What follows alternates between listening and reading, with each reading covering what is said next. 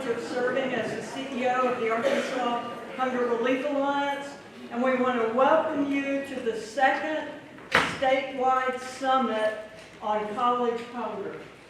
And first of all, I want to thank the sponsors of the event, the Arkansas Hunger Relief Alliance, the Arkansas Department of Health, Arkansas Minority Health Commission, and the Garcia Family Arkansas Fund. I want to thank the team who worked so hard on this event. I want you to know that your hard work is noticed and appreciated. At the Alliance, we focus on solutions to hunger. We bring people together to share best practices and ideas for policy changes.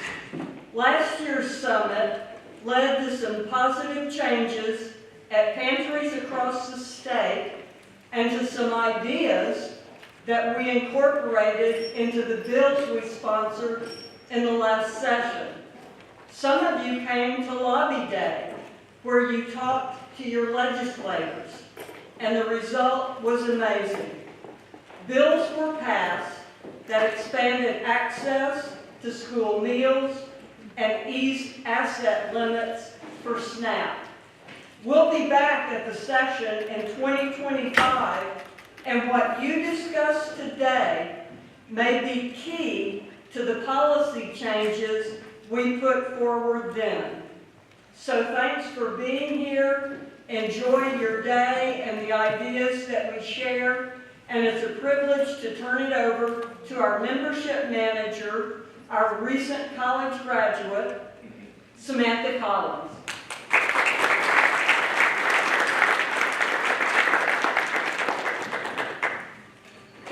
Thank you, Kathy, and good morning, everyone. I'm Samantha Collins, the membership manager of the Arkansas Hunger Relief Alliance. We are so excited that you're all here today, and I just want to let you know about some giveaways that will be going on today. We are giving away 2 Cooking Matters kitchen kits and 4 gift cards. You do have to complete our survey by 3 p.m. to be entered into that, and you'll see some QR codes all around. And that's how you can take that survey. We will also be awarding wildcard $500 mini grants to 2 pantries who did not apply for today's $1,000 grant, which is sponsored by the Garcia Family Arkansas Fund, administered by the Arkansas Community Foundation. Winners of this drawing will be announced at the end of the day. 15 pantries applied for the grant today, and we asked them to gather a team of at least 1 staff and 3 students, make a poster to promote their campus pantry and include information like their pantry name, location, hours of operation, different types of services offered, student access requirements, and social media tags. And we also asked each group to post a team photo on social media when you arrive and register at the summit. So if you haven't done that, please remember to do that and tag the Alliance at AR Hunger Alliance and hashtag InCollegeHunger23. School pantries who successfully fulfill all requirements will be awarded a $1,000 grant to be used for food or toiletries. Now, I'd like to introduce our opening speaker, Sage McCoy. Sage is the Programs and Partnerships Manager at Swipe Out Hunger.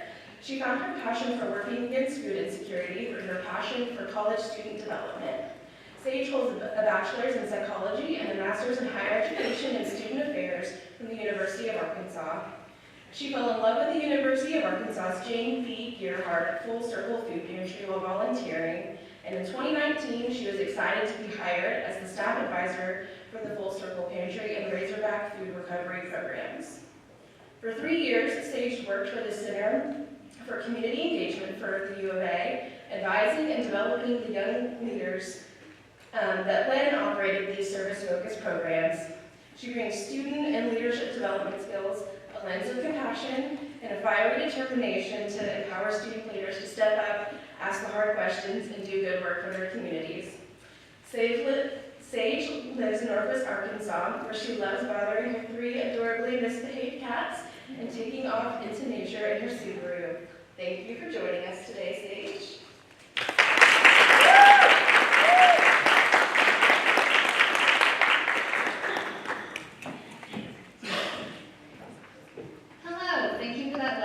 introduction, and I'm glad that I included my cats. I forgot that I did that. So, good morning, everyone. I'm Sage. I'm the Programs and Partnerships Coordinator at Swipe Out Hunger, which is the leading national nonprofit seeking to end college student hunger. Do I have slides? Yeah, we got it. Here's the clicker for you, Sage. Yay.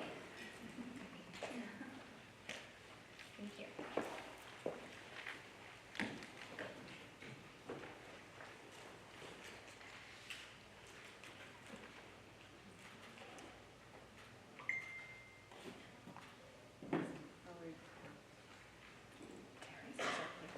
There we go.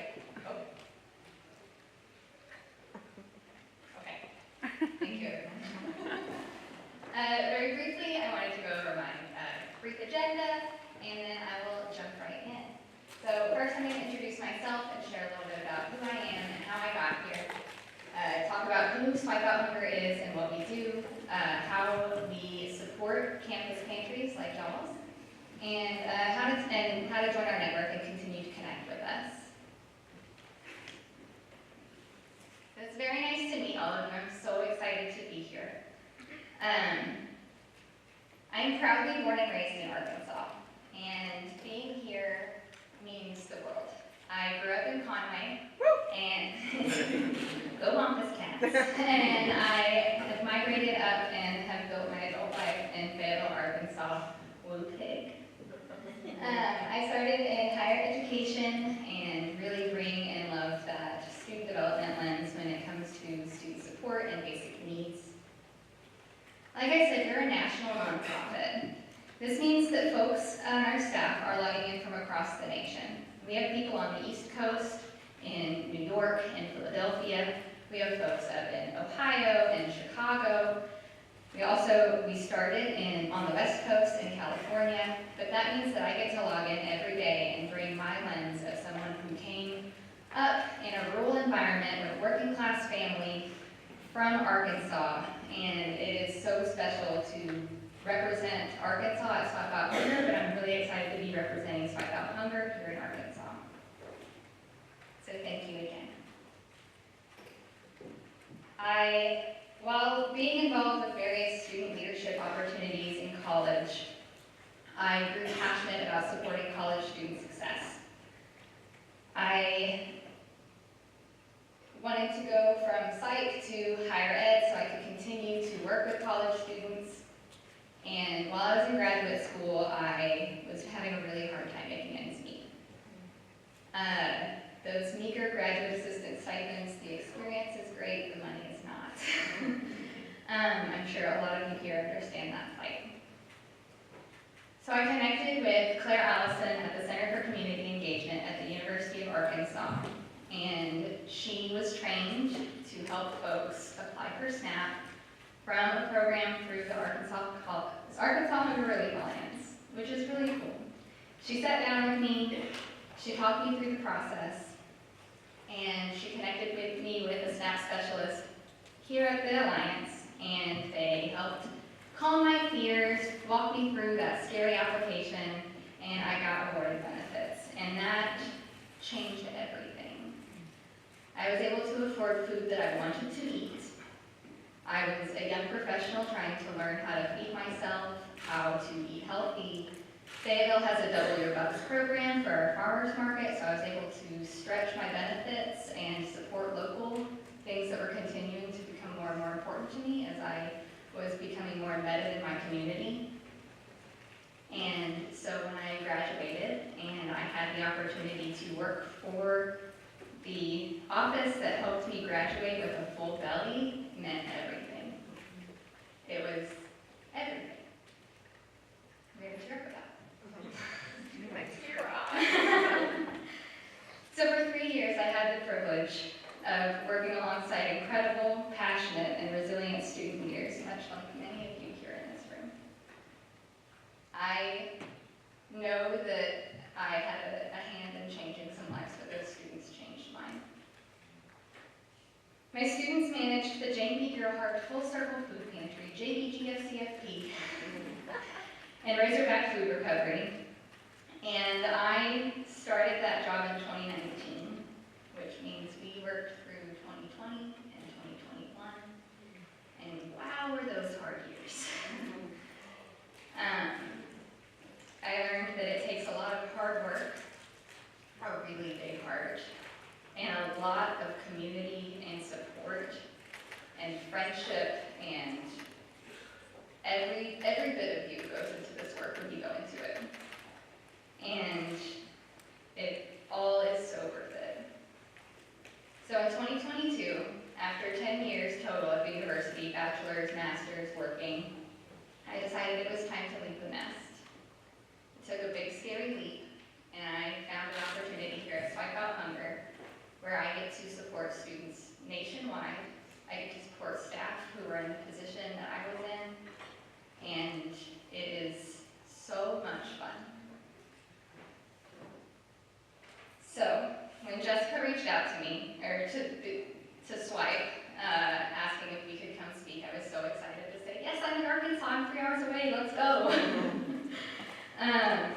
And so I'm really excited to talk about the resources that Swipe offers to uplift, expand, and support the good work you're already doing, and also help you get to do the work that you want to be doing. So I'm going to dive right in to Swipe. So where we started. The roots of our movement is fired up students, which I think is really cool. In 2010, Swipe Out Hunger was founded by students at UCLA who saw a need in their community and took action to fill that need. Rachel Sumet, our founder, did not need every meal that came with her meal plan, and many of her friends did not either. They went into their dining halls, swiped their IDs, got their meals to go, and took those meals to the houseless folks nearby. As they got to know these folks who were living on the streets near UCLA, they realized that a lot of those folks were their classmates. They didn't know that this was as big of a problem as it was, and when they took some action to help those in the community, they learned that how close that community really was. So they decided to take this idea of sharing their meal swipes and make it into a bigger, replicable program. Through many hard conversations with administrators, not taking no for an answer, Rachel was able to get a meal swipe donation program created at UCLA, so students who needed extra help could request meals from a bank of donated meal swipes from their peers, and Swipe Out Hunger was born. So where are we now and where are we going? We have just blown up since I've joined this organization. We have over 700 campus partners. We hit 725 this week.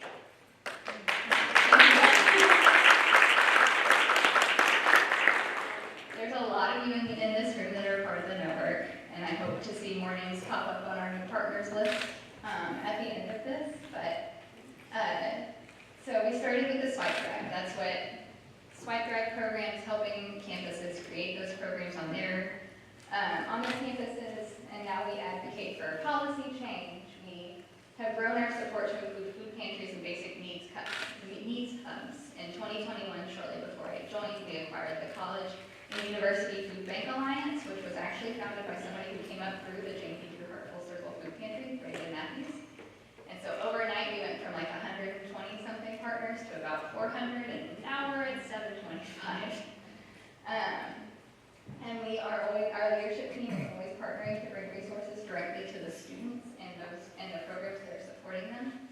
And we are always looking for ways that we can continue to support campus anti-hunger programs in the ways that they need us to. We don't have to assume what y'all need.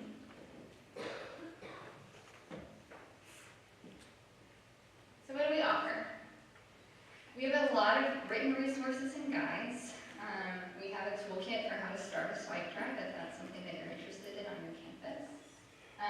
We have plug-and-play marketing materials, lots of templates and brand kits and things like that. We have every month an online swipe session webinar where we bring in experts from inside and outside of our community to talk about best practices. We bring in students to talk about their experiences. A really cool one that we had in February was all about supporting parenting students.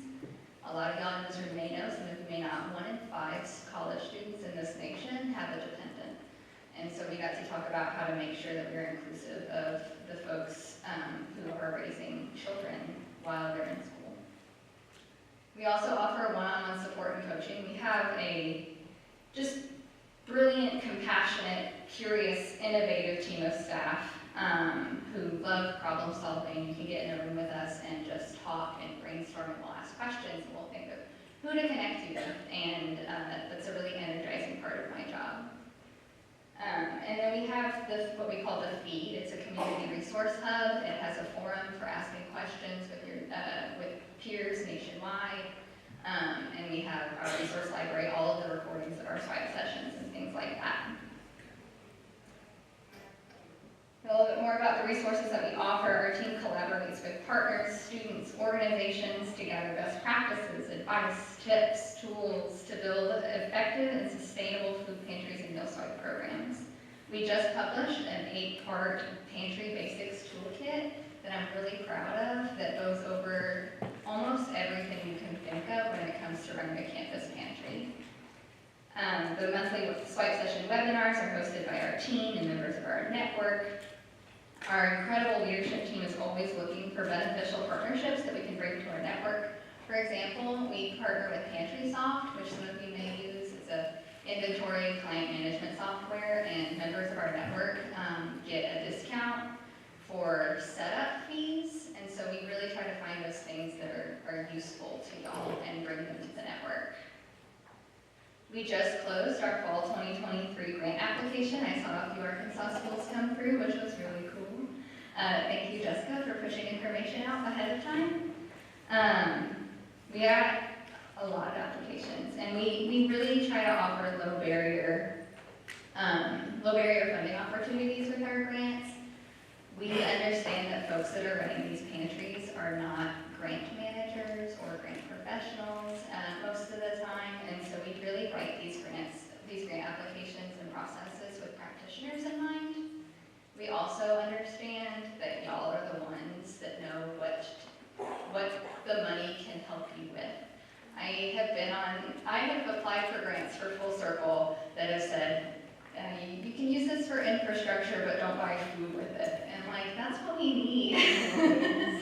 So there are almost no restrictions on these monies, which I'm really proud of being a part of an organization that really trusts the folks on the ground that are doing the work. We're building student engagement opportunities on our team, on the programs team. Our advocacy team does a lot of really cool stuff with students nationwide. Cassie Jones actually here. She'll be moderating one of our panels. Just got accepted to our inaugural Student Leadership and Advisory Council. And so we're building it. We're in the middle of a lot of really cool stuff. So be on the lookout for more engagement opportunities for student leaders. And then I gotta shout out our advocacy team again. They have gotten the Hunger-Free Campus Bill passed in 10 states and introduced it in 10 more. Our most recent victory, they're actually at a legislative hearing right now in Michigan with several student leaders and one of our advocacy team members, trying to get our Hunger-Free Campus Bill passed from committee to the next steps. It's really cool to see these students fired up and making this happen. Hunger-Free Campus creates a way for the state to financially support anti-hunger programs, and we just love to see that happen here in Arkansas. So, thank you all so much. If you're not a part of our network, I would love for you to join. It's totally free. You just sign a simple MOU that we're happy to modify if there's any issues from higher ups about it, but it's really simple. All that we ask is, primary contact person. We have a survey every year that we ask everyone to fill out so that we know what the needs are in our network. And that's been a really cool project too. So it's a long survey, but I've been really excited to see it put in action. So last year, LG approached us and said, hey, we have 120 fridges or something, just ridiculous, that we want y'all to give to campus pantries. And we were able to look at that survey and see who indicated that they didn't have refrigeration, and we got to send them that email and say, hey, guess what, we got a fridge for you. So that's the type of really cool work that we get to do to support anti-hunger programs on campuses. Like I said, pantries, basic needs hubs, swipe drives. Pantries are just close to my heart, so that's usually what I talk about most. We have monthly newsletters about resources as they're published.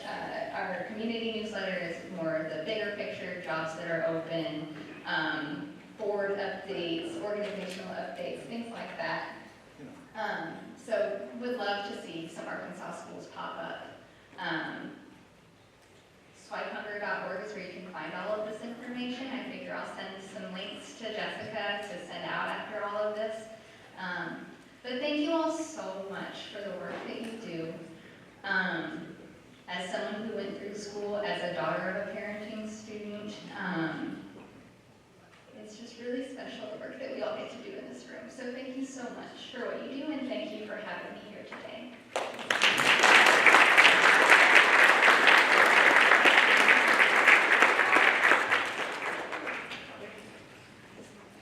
So I would like to, don't go far, Jeff Quick, who is the head of the food bank of North Central Arkansas, and Brian Burton, who is the head of the Arkansas Food Bank here in Little Rock, have some questions that they would like to pose. Sure. Okay, Right, come up here. take it away, guys. So just first of all, just kind of by show of hands, how many of you are engaged with the SWAT movement on your campuses? Anyone? Yeah. Good deal. That's why, okay. So just someone out of those raised hands, how's that going? How's that working for your campus? Oh, and everybody says it just went down. I saw that. You've got something Yeah, on the way exactly. to If you them. want to answer from the audience, I have a mic for you. How's that going on your campus? We have a hand. White Yeah, right up here at the front. White partners? Yeah, it's been a really great partnership. Ours is a little bit unique because our SWIPE program is run through our student government. And so it gives our pantry an opportunity to also have a close relationship with our student government and then administers the program. And so we kind of dual support how SWIPE runs on our campus. We're at University of Arkansas Fayetteville. Awesome. Anyone else? Right up here at the front, Jessica. Okay. Right, yeah. So I raised my hand. We're a member, recent member. I'm an ECA of the SWIPE network. We don't use the actual SWIPE system as far as sharing meals, but the network has been just very helpful with information and organizational best practices. So. Wonderful. That's great. How about grant applications? Do we have anyone in the room that your campus applied for one of the grants? Yes. Can you talk to us about that at the round table? Sorry, I'm kind of putting you on the spot there. And but this I wanna is make- the SWIPE grant that you're talking about? Yes, for the SWIPE grant. With a hoodie right in front of you. Hello. Hi, tell us about your grant application. Well, currently we're newer food pantry. We've only been around for a couple of years. Okay? So we kind of need this to kickstart our resources for our student body. So while I don't have too much information, we do appreciate the opportunity. That's wonderful. National Park College. Wonderful, thank you. Other grant applicants, did you raise your hand as well? She's coming. Okay. And when she gets to you, tell us about your grant application and what are your hopes for the use of the funds? So again, I'm from UCA. Our pantry has existed since 2014, but in the last 3 or 4 years, of course, we've seen a marked increase in usage. So we have a wonderful space with refrigeration, with freezers. We are not able to keep up with the demand for students that are coming in. We know from move-in day, the first 30 days of campus, we served 404 individuals. And in the month of August, we gave out 7,000 pounds of food. So we just cannot meet the need. It is growing, it's great, and we need some more support. So one of the things that I heard Sage say, and if you'll hang on to the mic for just a second for us, was that they are working really hard to not make that grant application overwhelming. Right? Yes. And so can you tell us about how easy that was, how simplistic it was to go through and to make sure that your grant application was submitted? Yes, I must say, when I saw the grant application and I read through the questions, I was like, thank God, I don't need a PhD. to do this. So yes, the questions were just very clear. They asked about the percentage of students who are eligible for Pell Grant. They gave us a link to find that information if we didn't know what it was. And you know, it was like 300 words or less, but in the first 2 sentences, tell me what you need. And I appreciated the fact that there weren't just questions just to gather information, but you wanted to know what my students needed. And I was ready to share that information. That's wonderful. Sage, can I turn to you for just a second? Can you talk to us on the back end about the reporting side of these grants? And, you know, try to make it easy for us as well, because the application sounds easy, but what about reporting? Yeah, no, that's a great question. And we have a really lovely resource impact manager, I think is her new title, who on our team who manages these grants, and I get to hang out with her in a Zoom room and talk through a lot of this. And the reporting form is very similarly, again, as low barrier as we can make it. The funding comes from somewhere, right? So we have our own reporting needs, so we try to make it as low as possible. Things like how many students were served in the time period of the grant. What did you end up spending the money on? And that's not asking for you to upload a bunch of receipts. That's like type out kind of what this experience was like. Do you have pictures that we can share? Do you have any, you know, did you have a really cool conversation with a student who shared the impact that you'd be willing to share with us so that we can continue to tell these stories and so that we can continue to tell these stories to the people who have the money, who trust us to give it to y'all. And so, yeah, it is just, it's going to be as easy as the reporting form was. That's awesome. Hang on to that for just a second. Show of hands again. How many of our campuses here today do not have food services on your campus? So everyone has a lunchroom, a dining hall, every campus. No? You do not? We have private. Private dining, but not a SWAT program. Okay.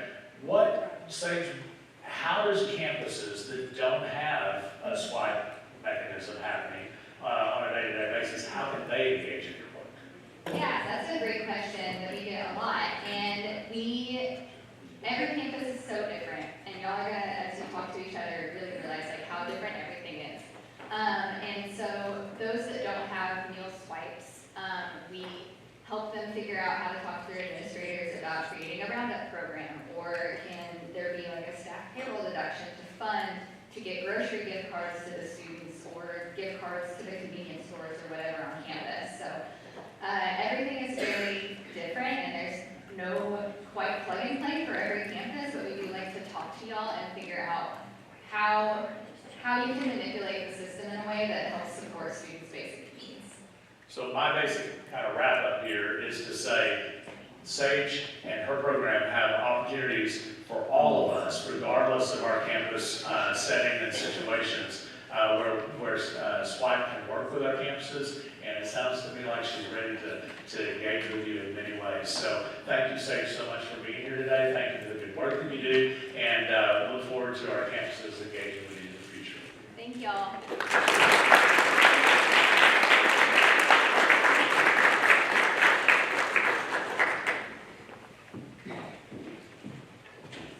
Thank you, Sage. Thank you, Jeff, Brian, and folks with the questions. Also want to acknowledge State Representative Tippy McCullough, who has joined us and will be around for a while. So thank you, Representative McCullough. Big thanks also to city staff who have worked double time to put this on, especially with the terrific IT that the Alliance does not have the capability of. So, chairs, thank you. It's a real privilege to introduce our senior senator, Senator John Boozman. He's a fifth-generation Arkansan, and he's a former Arkansas Razorback football player. Senator Boozman was an optometrist and small business owner in Northwest Arkansas prior to his full-time public service. As a senator, Senator Boozman serves on a lot of different committees, from Veterans Affairs to Appropriations to Security and more. But the bulk of our time time together over the last dozen or so years is spent on hunger issues because of his role as ranking member on Senate Ag. Senator Bozeman is a champion for Arkansas farmers and for Arkansas families struggling with food insecurity. For as far back as I can remember, he introduced a hunger-free summer for kids bill. And it took me about 3 years before I got all the words in the right order on that bill. And while the success that he wanted and that we wanted didn't come, Senator Bozeman never gave up on the ideas. And due to his work, new provisions for summer meals were included in last December's omnibus spending bill, provisions that transform the lives of so many Arkansas kids and their families this summer for the better. Thanks to Senator Bozeman, and with the help of grants from the Alliance, sites across Arkansas served non-congregate meals this summer, with some sites reporting an 81% increase in meals served to kids. This is huge, and I'm glad that today we have the opportunity to publicly thank Senator Bozeman for his work and for taking time to visit with us today about hunger on campus before heading back to D.C. to work on the Farm Bill. Senator, it's a privilege to welcome you and your team.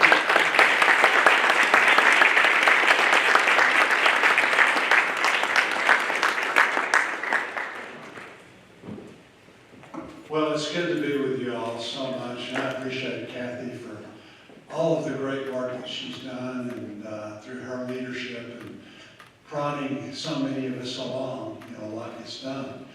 It's important, she mentioned the hunger-free, whatever it is, I'm like you, I have trouble with the titles also. But we were able to get that done, and the important thing to know about that was it was done by myself and Senator Debbie Stabenow, the chairman of the Ag Committee. I'm the ranking member of the head Republican. Democrats are in control of the Senate, so she's the chairman of the committee. But that was done in a very, very bipartisan way. It wasn't about Republicans, it wasn't about Democrats. You hear all of this stuff about how divided, and there is, division in our country. But the good news is, with things like this, this is something where there's common ground. We're working hard. I appreciate you all being here. Again, the Hunger Alliance does such a tremendous job in so many different ways in providing leadership as we push things forward. But also, I appreciate you all being here. The fact that you're stepping forward and getting involved now is so important. I had the opportunity to be at the University of Arkansas. Coach Broyles was the coach, and he used to always say that there's two kinds of people, givers and takers, and you need to be a giver. And the fact that you all are here, talking about such an important topic is so, so very important. And again, it shows that you all are givers and trying to give back to your community, even as you start your professions, continue your schooling and things like that. Let me tell you a little bit about the Farm Bill, because it's a big deal, and it is a very, very bipartisan thing. And it's important because it's the Farm Bill. We really could call it the Nutrition Bill, because about 85% of the bill has to do with nutrition. Only about 15% has to do with farmers. But that 15% is really important because that's what keeps our food costs down. When you look at other countries and you compare the percentage of what they have to take out of their monthly income and pay for food, ours is just miniature compared to the rest of the world. And that's because of our farm communities. And so the Farm Bill is all about two things, nutrition, and then also making sure that the farm community, our farmers, are able to go in the fields, produce the food that they do, and have the safety nets, the insurance programs, the crop insurance and this and that. So if they have a bad year, they don't get totally wiped out. You don't get these things unless you're in trouble. But you've got to have that backstop, or you're not going to be able to go to the bank and borrow the money that you need. Many of you I grew up in Fort Smith. And my family's been in Arkansas a long time. Many of you are from, smaller communities. You get outside of any town of any size, and agriculture's all it's left. It's about 25% of our total economy. But if you're, like I say, you get outside of any town of any size, it's probably 85 or 90%. It's so very important. 53 of our counties lost population in the last census. So you're seeing our small towns, dry up. Again, the Farm Bill is all about supporting farmers, making it such that not only they continue to have the cheapest, safest food supply of anybody, food security is national security, but also protecting our smaller communities so that they can continue to go forward. And as I said, Farm Bills aren't about Democrats and Republicans, they're about regions of the country. Southern agriculture is different than the Midwest agriculture. The Great Plains is different, California is different. Putting all of that together, and then also the different crops. If you're growing tomatoes, that's different than growing rice or corn or poultry or other forms of livestock, wheat. The list goes on and on, putting all of those commodities together. So it's about $1.5 trillion. It's a massive amount of money. $1.3 trillion is dedicated to nutrition, and about $300 billion to agriculture, to farmers. So that's really what we're working on. We're also in a situation where we're trying to shore up things. A very, very small part of that. In fact, I just came from a meeting that had to do with all that's going on in the world right now. And if you remember the Arab Spring, that was kind of the big uprising that occurred several years ago that really kind of transformed the world. That was all about hungry people. And so we're in a situation now with the war in Ukraine. The Russians have closed down the port, so Ukraine's kind of one of the breadbaskets of the world. They're a lot like the United States in that regard. And so Russia has closed down the ports. They won't let them export food because that's the Ukrainian economy. So you shut down, their ability to sell food. You really shut down the Ukrainians' ability to get money into their country. So they've done that. The Russians have also increased their food supply, selling more food, about 37%. So it's a big cash cow for them. They're making money, and then again, they've shut down the other. The problem is, so many of our countries, particularly in Africa and that part of the world, depend on that supply of food. And so these countries, because of the fact that the economy hadn't been great the last couple of years, they've indebted themselves. Inflation's gone up, so they don't, when they buy something, and we're seeing this with our food banks right now, and all the people that are being helpful, transportation costs are up, the labor costs are up, the food itself costs more, so the dollars don't go as far. Well, these countries didn't have a whole lot to begin with. They're very much in debt, and so as a result, their currency's not worth anything. And so lots of problems. It's just a matter of working through it, and we've got problems overseas, we've got problems in our country, but it's just everybody working together for the common good to try to figure these things out as we go forward. So, I'll be glad to take a question or two. What do you want me to do? I do whatever Kathy tells me. That's why we're all here. Thank you, Senator Bozeman. Do you have an idea of the timeline on when we might hope that the Farm Bill will be passed? That's really a good question, and right now we're in a situation where we're trying at the federal level, we're trying to figure out our appropriations process. So that's kind of taken all the oxygen out.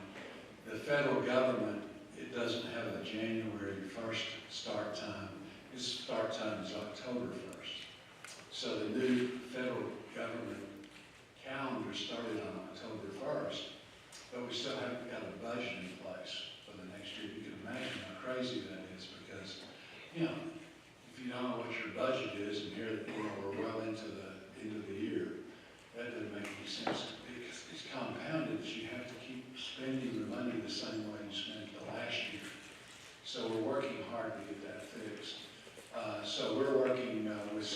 out now, again, my counterpart, the people on the committee, and really trying to, we've got to get the budget passed first, but we're in the process now of writing the farm bill.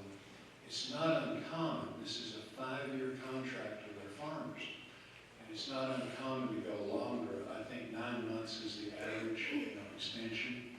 So, hopefully we get it done before then. If not, people say, well, John, we got to do something.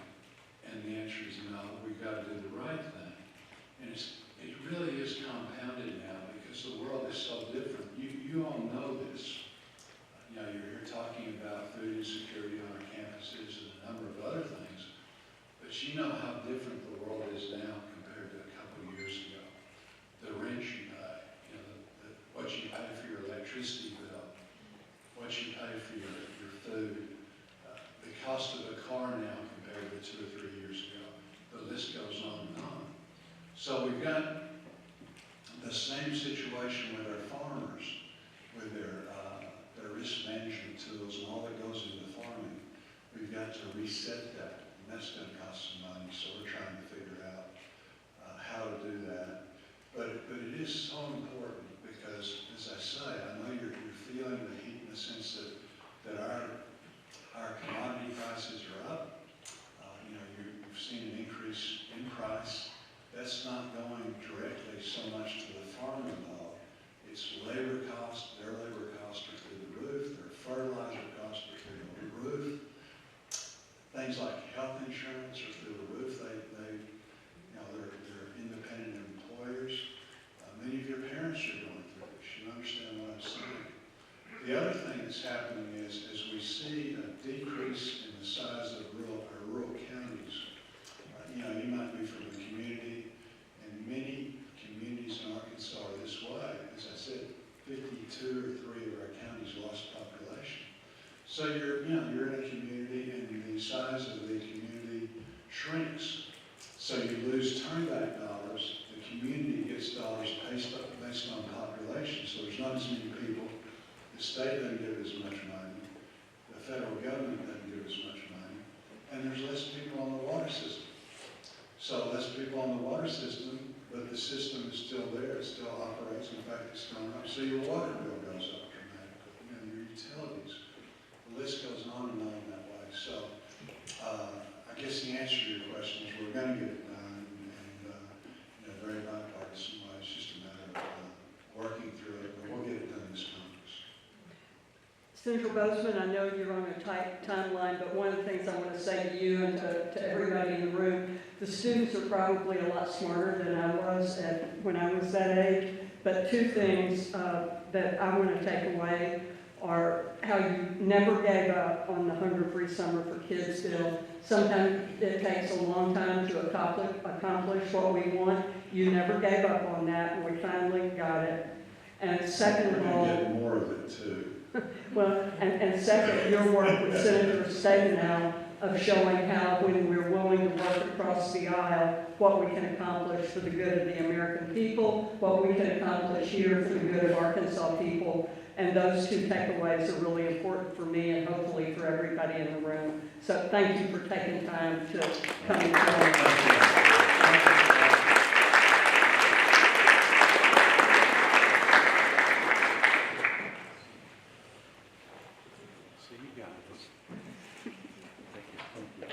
Good morning. Thank you so much, Senator Bozeman, for your comments. We really appreciate you taking time to be with us this morning. Thank you so much.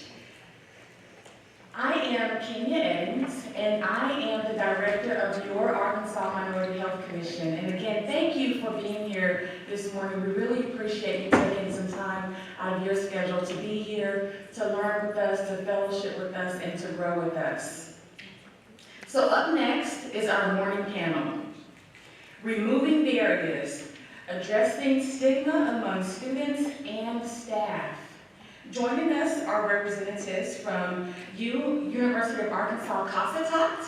And if you're here, if you would go ahead and make your way up front. Thank you for being here. Let's give them an applause as they come. Thank you for being with us. We also have representatives from Philander Smith University. Let's give them applause. And also joining us are Sage McCoy with Swipe Out Hunger and Sierra Collicott with Unite to Fight Poverty. And they are already here, so let's give them a round of applause. So our moderator for this panel is Cassie Jankowski-Jones. Now, if you were with us at last year's summit, you may recognize Cassie. She moderated our legislative panel. She's a nursing student at Arkansas State University and a Fran Coulter Honors graduate of Arkansas State Mountain Home. She works as a rehab technician at Baxter Health and plans to continue her studies to receive the Doctorate of Nursing Practitioner in Psychiatric Nursing.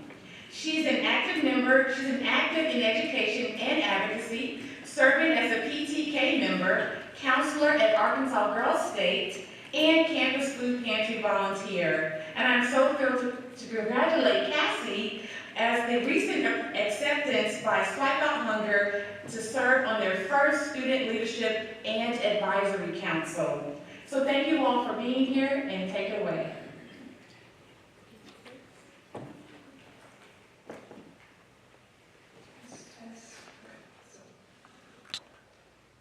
So Senator Bozeman is a hard act to follow, but I think y'all are up for the challenge. Today we're going to be talking about stigma. A study was published in September of 2022.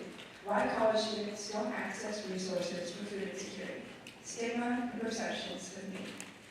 Studies show that while around 12% of the general adult population experiences food insecurity, college students experience it at much higher rates, ranging from 25 to 60%. In the United States and elsewhere, receiving food aid is often seen as socially unacceptable, creating stigma, shame, and embarrassment for recipients. Stigma is mediated by direct experience, both negative experiences, such as the struggle for applying for benefits, as well as positive experiences, that can reduce stigma, such as using benefits. As a disabled nursing student, I know what it's like to face stigma, whether at work or at school. As a food pantry volunteer, I work on the mobile portion of our food pantry, which means hauling bags from one part of the campus to the other. I definitely get some weird looks and weird questions, and it's difficult for me not to flinch for that. I've experienced hunger. I've been that student living off ramen and oatmeal to make ends meet. And yet that embarrassment is still second nature when they give me those judging looks, even when I'm the one preaching about how amazing the food pantry is. I hate that I feel that, and it's something I'm working to combat every day, myself and others. I tell you that story honestly to show just how deep the stigma runs and how damaging that stigma can be. Today we're here to talk about changing that stigma, about those positive experiences, and other ways to make students and staff more comfortable accessing food resources on campus.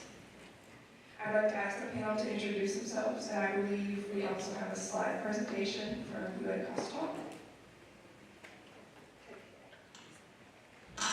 Good morning, everyone. I'm short, so I'm going to pull this forward. Good morning. Once again, my name is Erica Windrosser. I am from UA Costatock. We are from UA Costatock, Southwest Arkansas, about 3 hours away. And I am the director of the Center for Student Success, where we house our food pantry. Good evening. Hello. Yes, good morning. My name is Lindsay Flores. I am a UA student ambassador as well as the soft skills instructor at UA Costatock.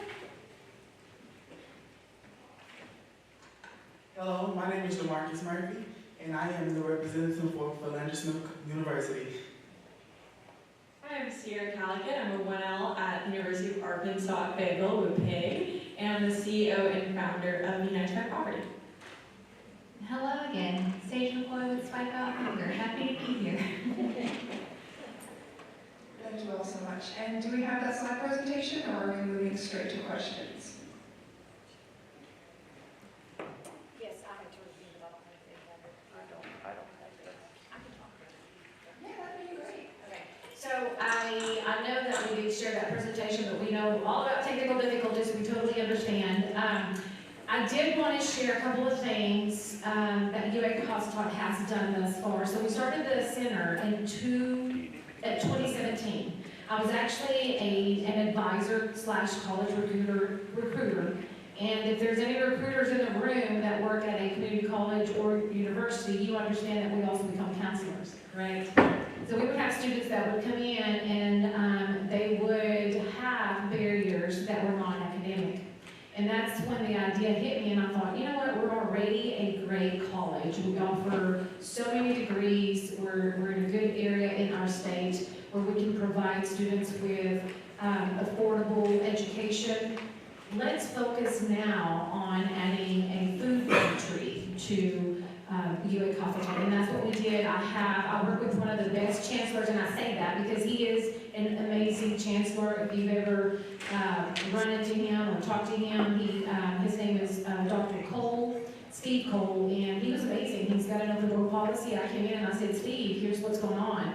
So we have students on campus that are hungry. And that's not just a campus-wide problem, but it's also a statewide and nationwide issue.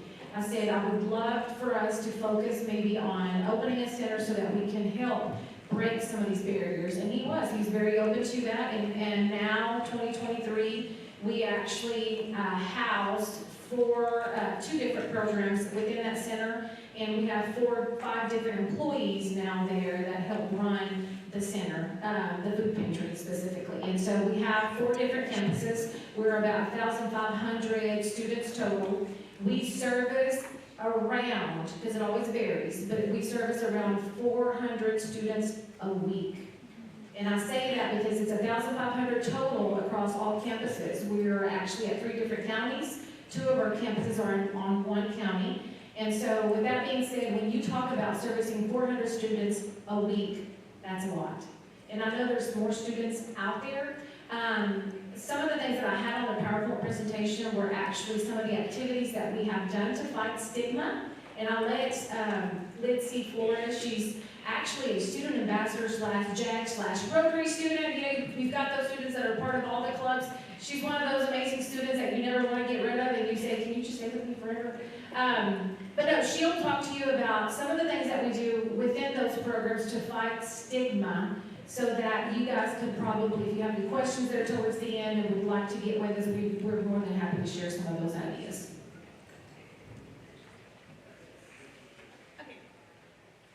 Hello? Okay. So within our student ambassador program, we actually have, every month we feed our students. So what we do is our student ambassadors will get together and plan out how are we going to feed students this month. And it's just a free meal for students at least once a month.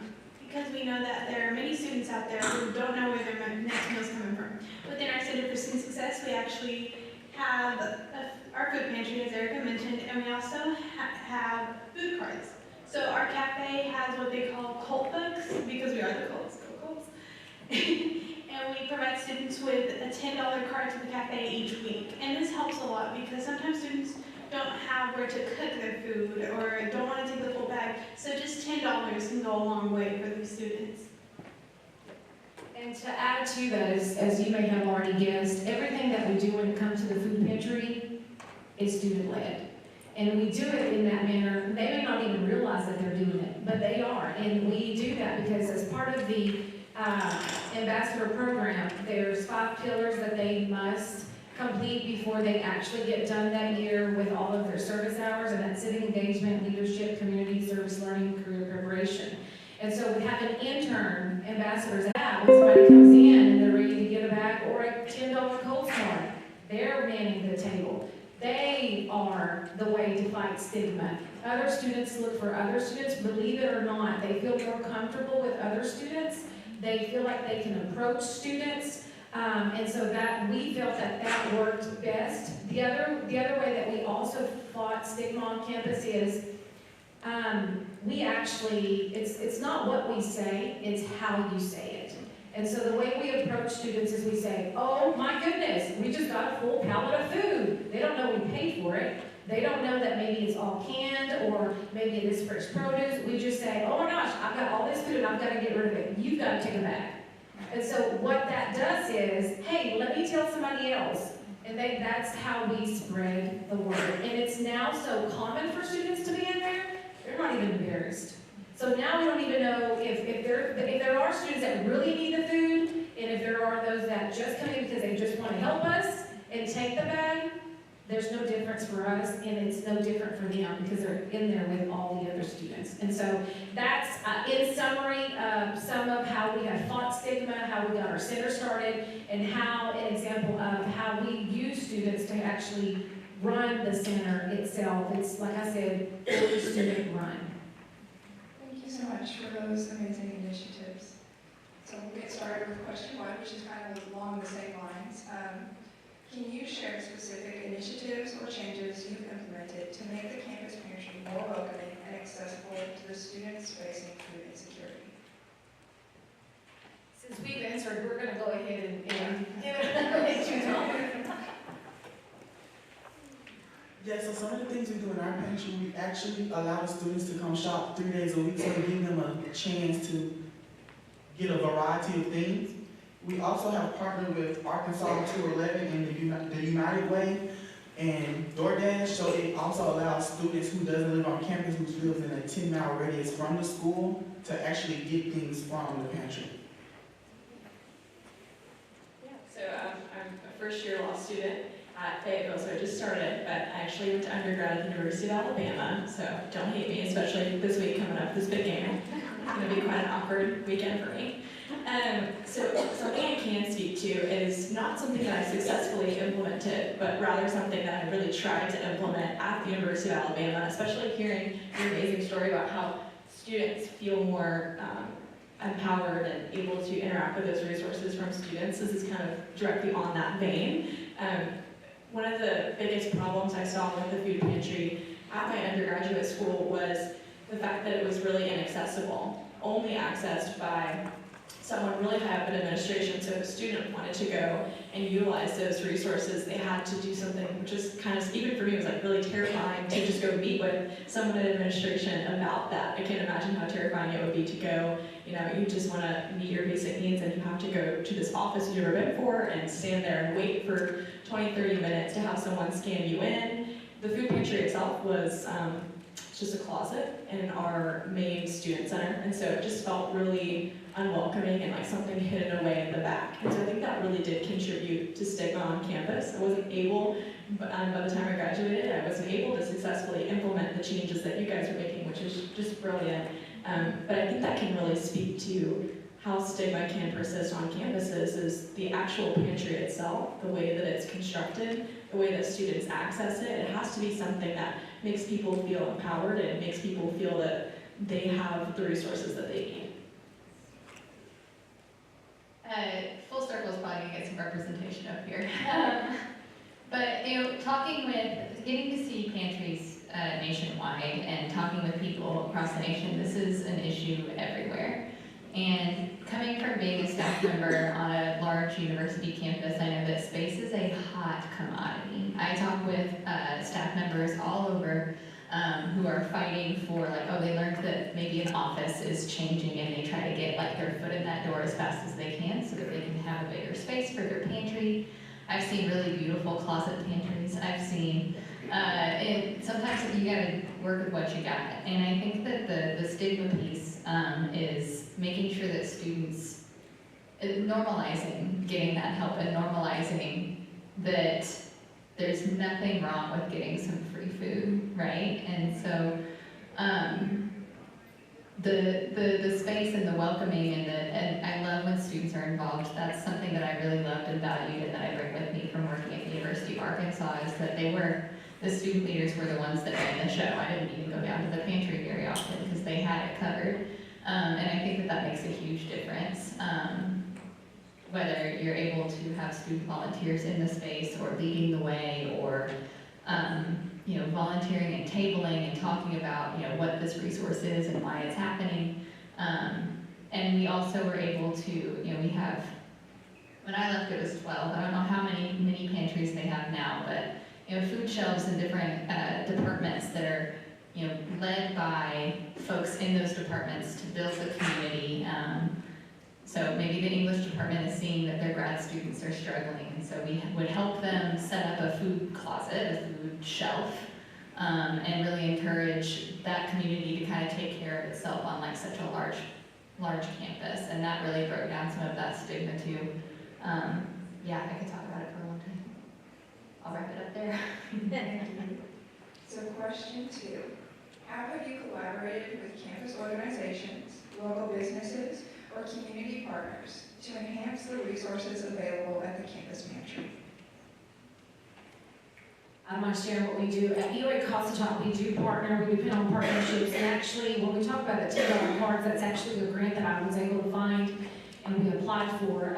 Soon that'll expire, sadly, so I will be doing more research on that. But some of the things that have worked for us at UA Cossatot campus is we also have in the past worked with Central Arkansas Development Council, CADC, and I know if they went all the way to DeQueen, Arkansas, and they're from Little Rock, I know that if you guys reach out, y'all are much closer to them. But they also have food drives. I know on one occasion they actually took a huge 18-wheeler full of food, and then my student organization, as well as Youth Build and other student organizations on campus came down, they boxed this stuff, and then we loaded it as we had community come by and pick that. That was a community-wide event.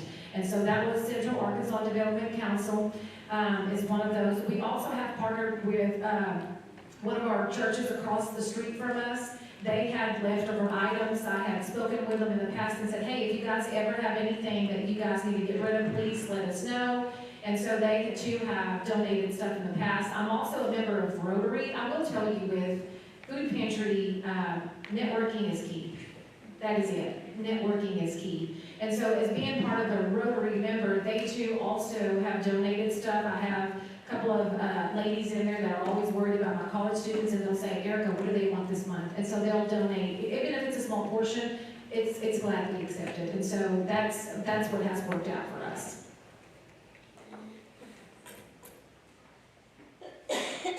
As for our pantry, we have partnered with Delta Dental. We also have partnered with DoorDash, and for organizations on campus, we also have partnered with Zeta Phi Beta Sorority Incorporated. Delta Dental, they supply toothbrushes, toothpaste, things of that nature. And we also partnered with the food bank, so we have food that comes to us, and we allow the students to get what they need. So, Sage can probably speak better to full circle than I can.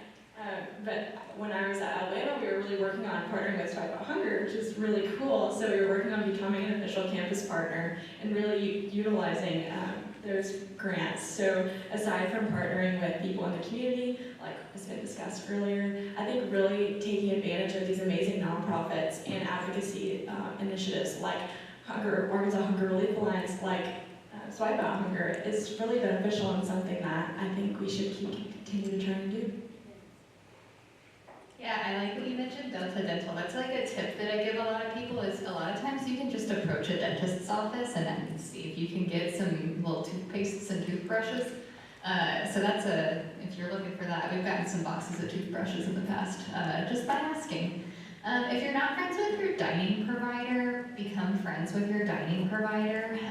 That can make a world of difference. It was really lovely to be able to advise the Full Circle Food Pantry, but also our Razorback Food Recovery Program, because we were able to get some really awesome food from, like a catering event that maybe got canceled too late, or they anticipated a ton of people and only a few people came, and we were able to recover that food and get it to the pantry and give it to other nonprofits around the area. And that was really cool. They also have a really awesome partnership, Full Circle does, with Tricycle Farms, which is a small urban farm in Fayetteville. Farmer Don, he works with Whole Foods and does food recovery at Whole Foods. And once or twice a week, is it twice now? They get these donations of food that wasn't sold at Whole Foods, so they get some really cool stuff a couple times a week. And that also, being able to bring in food that people want to eat is another, back to the stigma thing, another way to really normalize getting the food. Our first donation from that food recovery program was so overwhelming. We didn't know what we were going to do with all of that food, and it was very similar to the folks down here.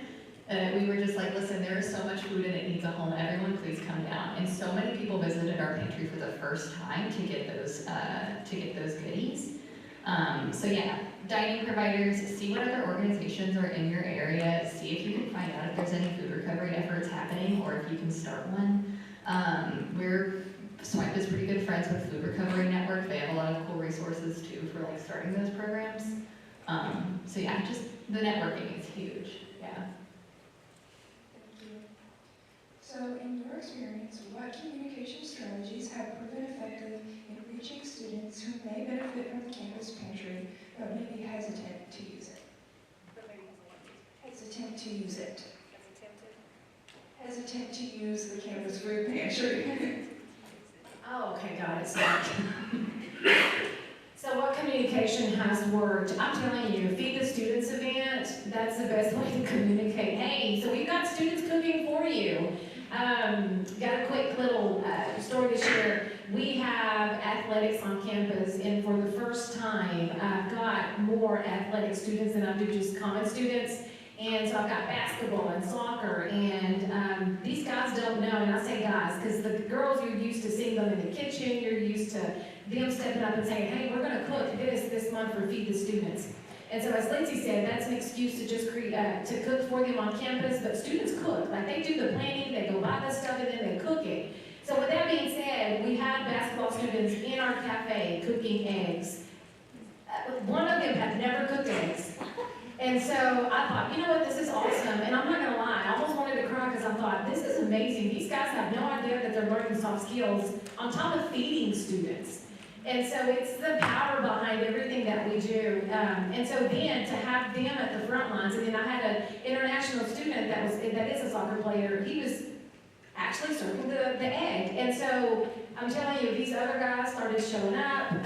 Anyway, that's just one of the things that I think has worked for us. Another thing that we do, which it's hit and miss, but we do it anyway, we don't ever stop trying, is email. We always ask students, check your email. We always have those events out there for them available via email. And then of course, we become good friends with our faculty, especially faculty and staff. So because faculty are at the front lines, they're in the classrooms, they're going to be your biggest advocates. So those are some of the ways that we have actually advertised what we've got going on when it comes to the food pantry. On my campus for London Smith University, we are a smaller campus, so just talking to each other and communicating is the best way because we're like family oriented. We also have a campus-wide group meet, so that's the way we all communicate, and we also send out mass emails to the whole campus to let everyone know when it's going to be open and what time. Something that I've noticed has been pretty helpful across a couple different campuses has been implementing resources, not just for the food pantry, but there's a wide variety of resources offered on every college campus, implementing that in the syllabi. And so for Silly Week, sometimes we just call it Silly Week, syllabus. Most of the time the teacher will just the professor will go over the syllabus, just for the whole class, for the first class of the year. And it's very, very helpful. I've definitely taken note as a student when teachers really take the time to talk with you about those resources. And so implementing it into syllabi, which is something that can be done through an administrative level, and really making sure that your faculty and staff are all on the same page regarding that can be really helpful about getting the word out. That's awesome. We have a guide on our website about creating the language for those basic needs syllabus statement guides, so check that out. And yeah, as early as you can tell students about this resource, are you able to table at orientation? Orientation's a huge one. We, with international students, the food pantry model is not a global model, and so we were able to, at Full Circle, become friends with our International Students and Scholars Office, and we were a part of the international student, that orientation, and specifically the meeting that they go into where they learn all of the things not to do on your student visa. So there are a lot of restrictions on what types of aid international students can have, and so we were able to get in front of them before that and be like, but we are safe. And this is what we are and who we are and what we do, and this is how you can get a little bit of help. And so, yeah, early intervention and then the word of mouth is just huge. Being a part of those tabling fairs, handing out snacks, but also like if you need more snacks, you can come to this space is really important. Thank you. So speaking about reaching students, have you implemented any innovative technologies or approaches to streamline the process of accessing the food pantry on campus? How have they impacted student engagement?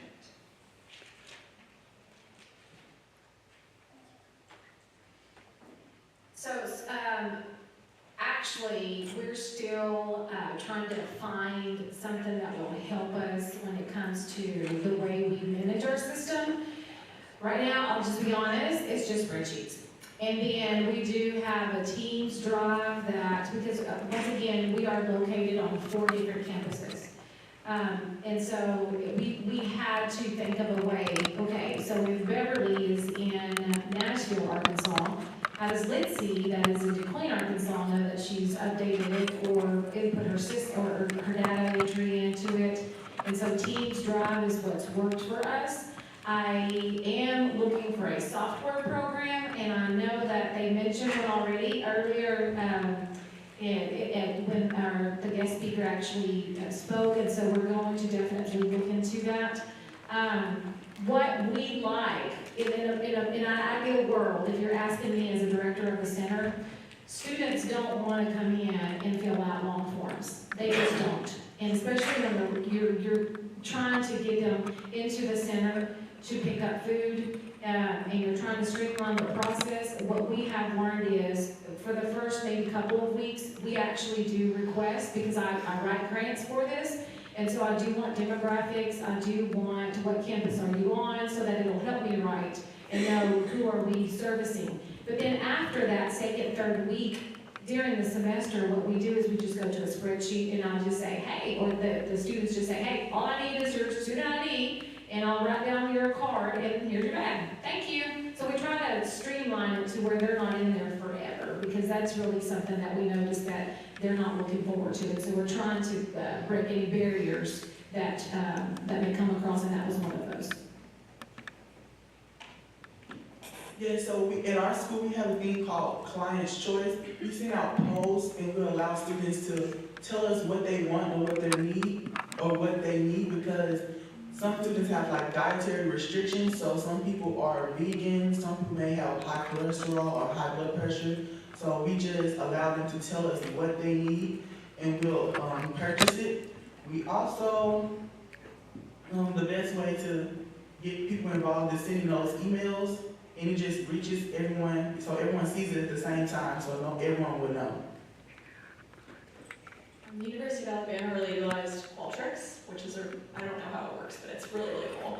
We had a ton of Qualtrics forms available on their website, specifically on the tab that was for the food pantry, and there was a form for filling out if you needed food and specifically what you were looking for, which is really cool. And then also something that I think was really helpful and actually did get the word out more, they had a form that was like a survey on, what do you like about the food pantry, what do you want to see more, and they posted those QR codes in halls across campus. And so by engaging people and asking their opinions, I think it really did help reach people that maybe didn't even know that the food pantry was a resource we had on campus.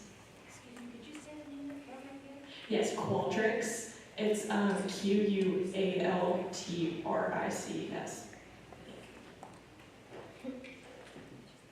Yeah, I'll plug PantrySoft both from the swipe lens, because we have our partnership, but also I was advising the team at Full Circle when they were implementing and switching over to PantrySoft. That's a client management software, and you can do inventory management.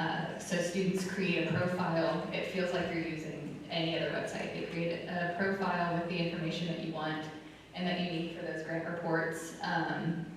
And then they can actually do their orders online and select what items. So if you have, if you typically have like the same staples, they can select from those staples, and Full Circle pre-fills those bags and they're able to pick them up when they get there.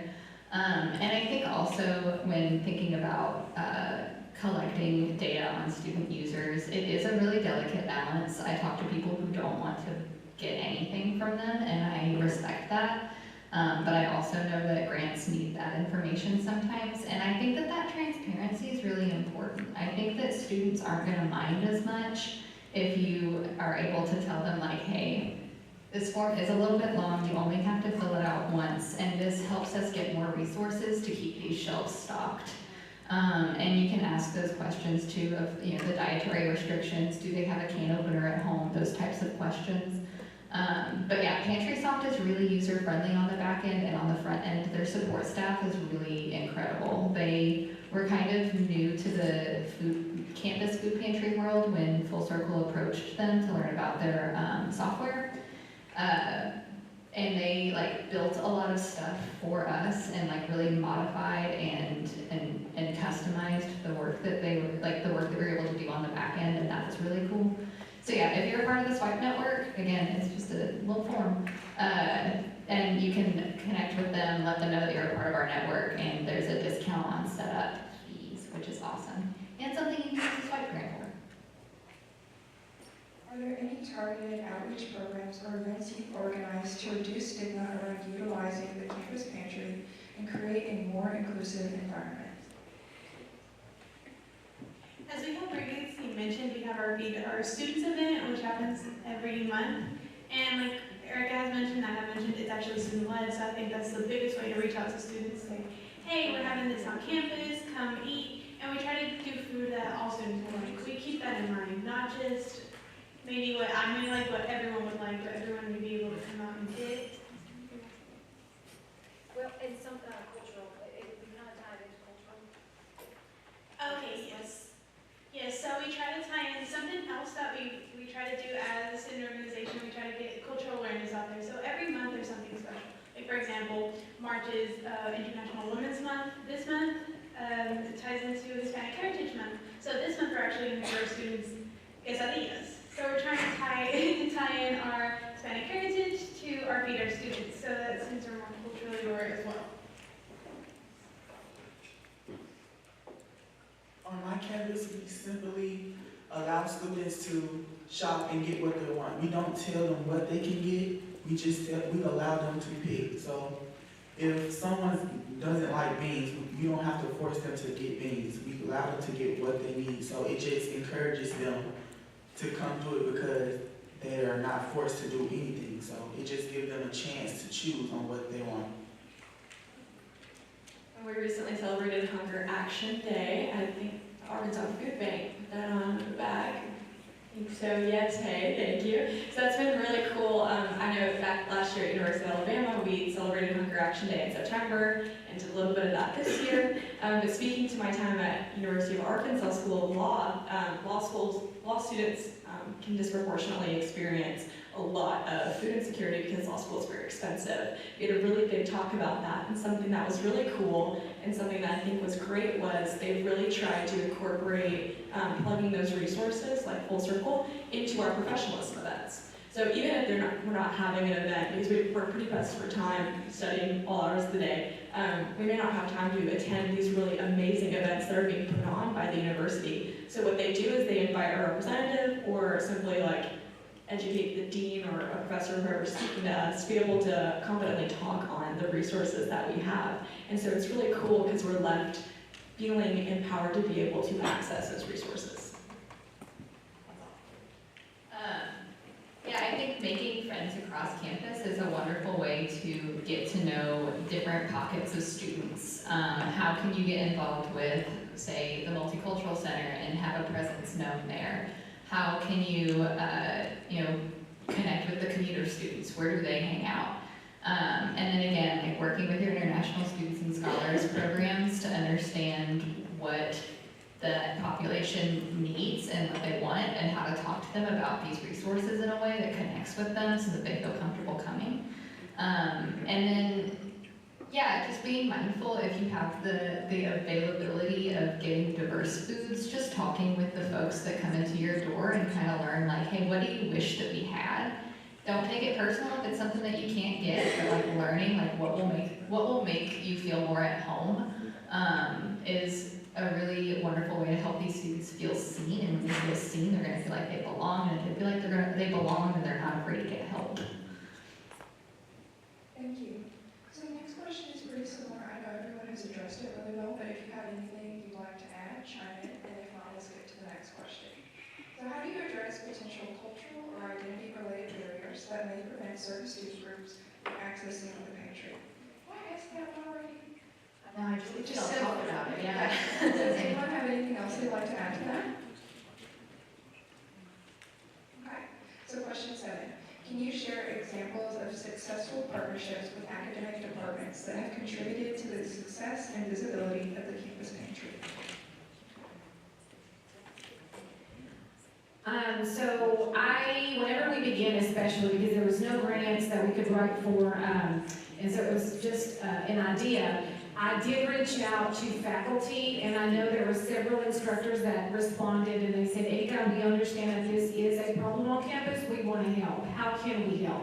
And that's when I started saying, hey, so let's do bonus points for every can. You know, let's think of a system that works for you so that your students are also part of this initiative. And so I know I had several science teachers. Man, those were the ones that donated the most, those science classes.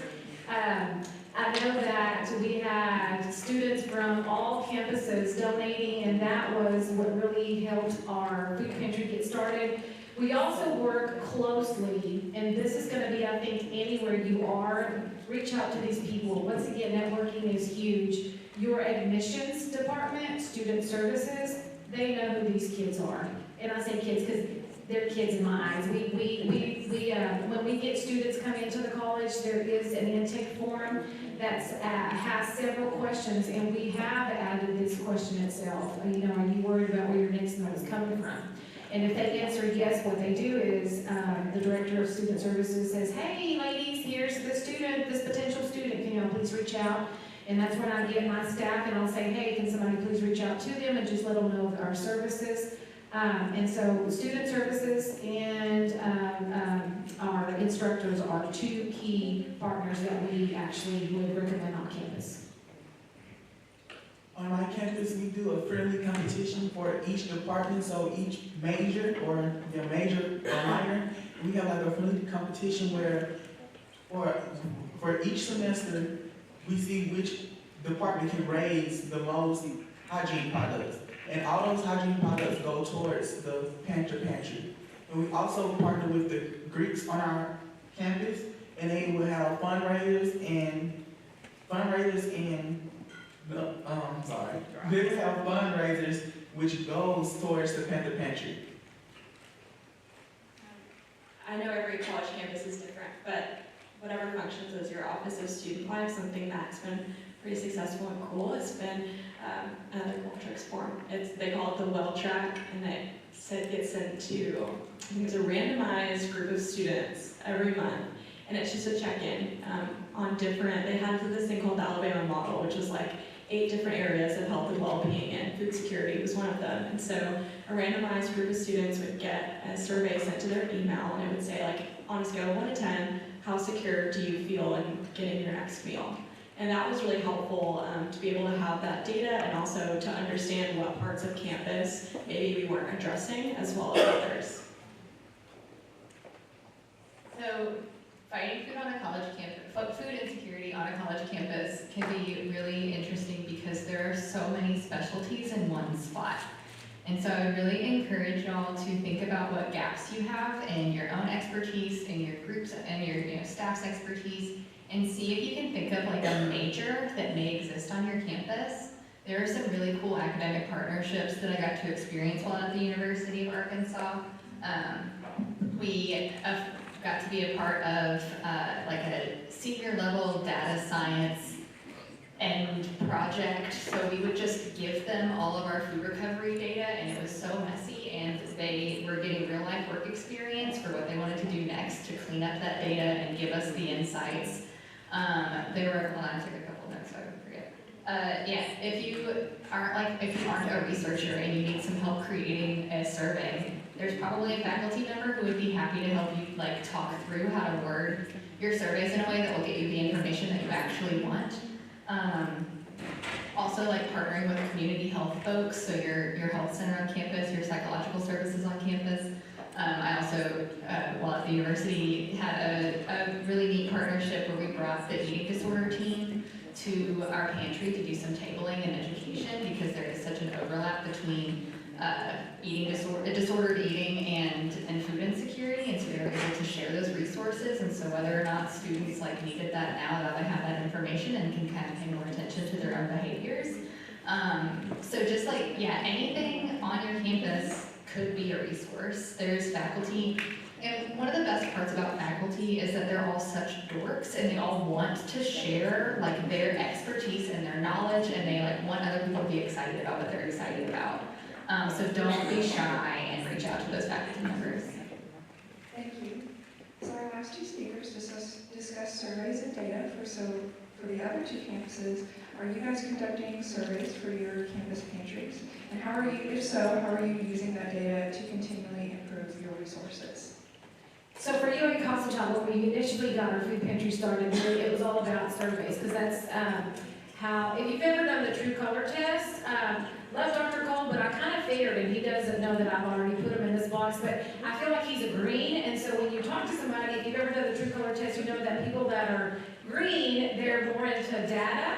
And so I knew I had to have my research, and so when we initially got the food standard started, yes, to be ready to prepare to have those conversations, I did do student surveys, and I did ask in general, if we had a Center for Student Success that provided a welcoming environment where you could benefit from getting a food bag, is this something that you would be interested in? Surprisingly, well, not surprisingly, but I got the numbers that I knew that I was going to probably need to show him.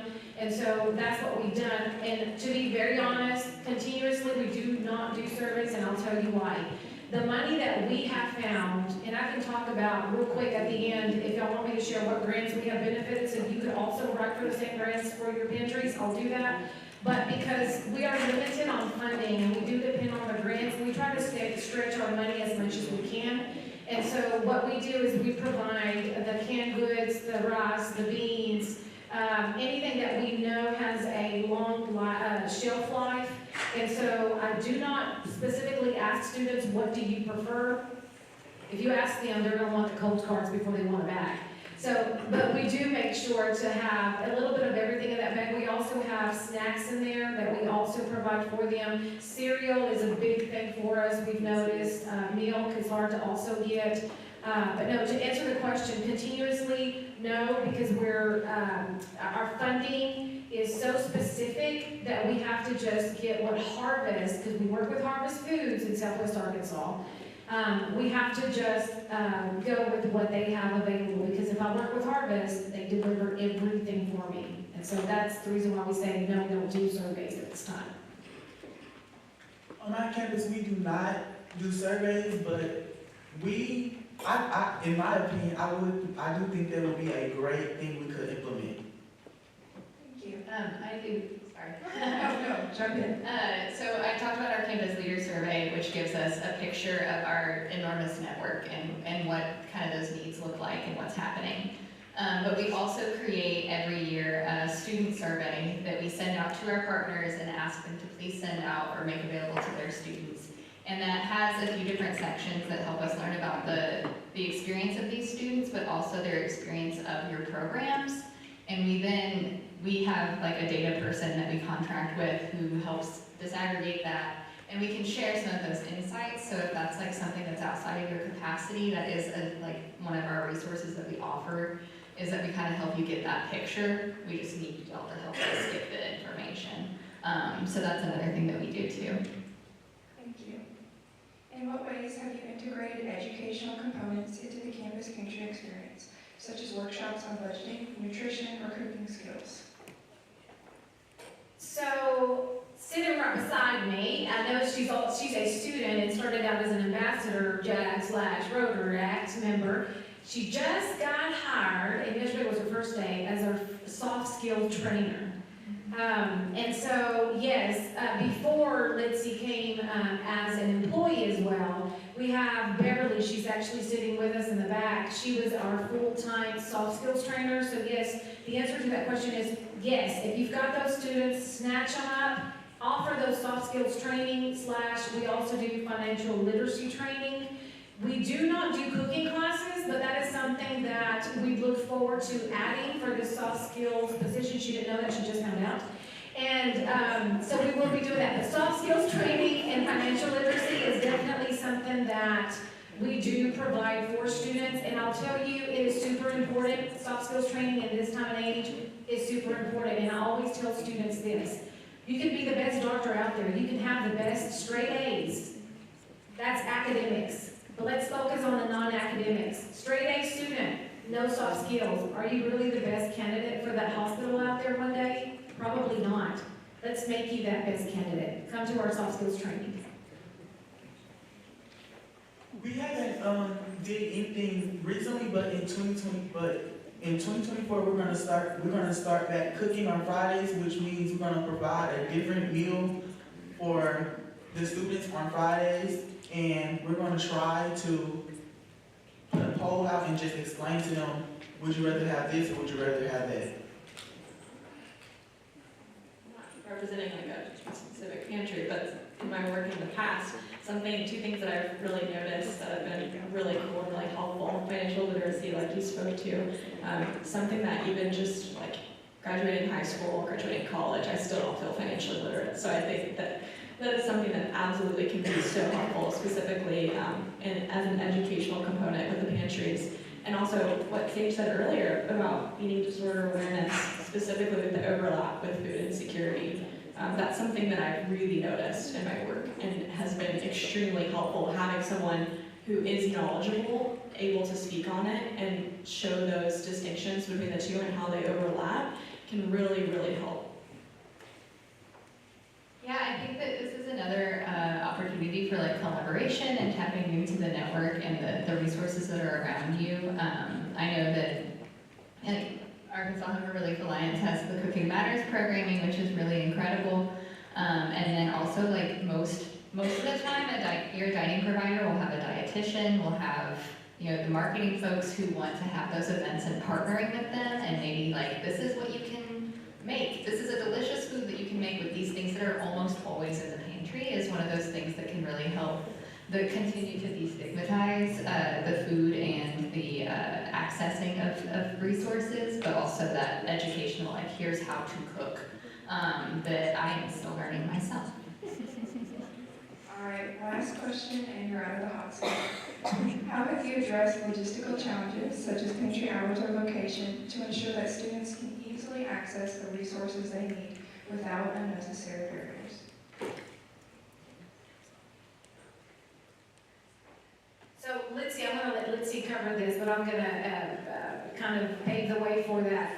So I'm only one person, and I'll tell you, with 4 campuses, for the longest time when I was the only one, I was like, oh my gosh, we need to run grants because I need to hire more people. And so eventually we did add what we call the JAG. If you don't have JAG on campus, check into it. That is an amazing leadership program that we have, / ambassadors. And so that gave me those people that I needed on the other campus while also providing rich programs. So anyway, with that being said, those are my base people on every other campus. I've got Angel in Ashdown, I've got Beverly in Nashville, and of course I'm the main one in DeQueen. But we love interns. Once again, this is student run, and so Lindsay can tell you she's actually been managing those interns, and she trains them, and she actually has worked with them about scheduling, and I'll let her tell you maybe briefly about that as well. Yes, like Erica's mentioning, we do have our interns on campus. We had students reach out saying, hey, I want to help. So I actually started as a student intern, so I know what it's like to be in that position. You get to learn about how our campus works, how it functions, the people we're helping, and you get to get those skills. You get training, you get those interpersonal skills, you get to communicate with people, and it just opens up a whole new world. Yes. And I'll go ahead and add to that, our campus pantry is open from 8 to 4:30 every day, Monday through Thursday. Friday, we don't have classes, so I don't have an intern that day, but we have Josue, he's in the back. We have Yadi, she was not able to come, and then we have Edwin, he's a soccer player, and all 3 of them, Litzy manages, she coordinates, hey, all the times 8 to 4:30 are covered, but we could because we always have a student intern representing. I said this earlier, so on my campus, our students we are very family oriented, so students don't mind reaching out when they need help. Our pantry is open from 3 days a week, from Monday, Wednesday, and Friday. Mondays from 12 to 2, Wednesdays from 12 to 2, and Fridays 5 to 7. For example, a student may miss the pantry. They don't mind reaching out. We also have student interns, so the students, we know each other, so we don't mind simply explaining why we couldn't miss it. So we'll just speak to our director, and we have no problem with opening it so the student can shop. Students are such an invaluable resource, and I know not every pantry utilizes students, but I think obviously it's been an amazing success. And so sometimes there can be issues getting enough volunteers or people to staff. So something that I think could be a great resource is Greek Life. I know that a lot of campuses, they have like incentivization systems in place, like Greek points. So every sorority or fraternity will have to get like X amount of points per semester. And so offering that volunteer spot as a way to get those points can be a really beneficial way to fill those slots. And I think with other like logistical issues, getting creative with how students can access your resources. So like I said, Full Circle has free mini pantries throughout campus that are not staffed. They're shelves, they're there for helping out folks that can't get to the pantry downstairs, or they also have lockers outside of their space that have little programmable locks so students can fill out that order form on PantrySoft, indicate that they want that to be a locker order, and then the students fill their bags, change the code to the last 4 of their student ID or whatever system they put together that semester, and let them know it's there, and then they can pick it up whenever. Before we had our fancy lockers, we had a donation bin outside, and we would just like staple their number to their bag and put it in that bin, and like, hey, I know you missed it, it's gonna be in the bin, pick it up quick. Thank you all so much for your amazing advice and insights. Can we have a round of applause for our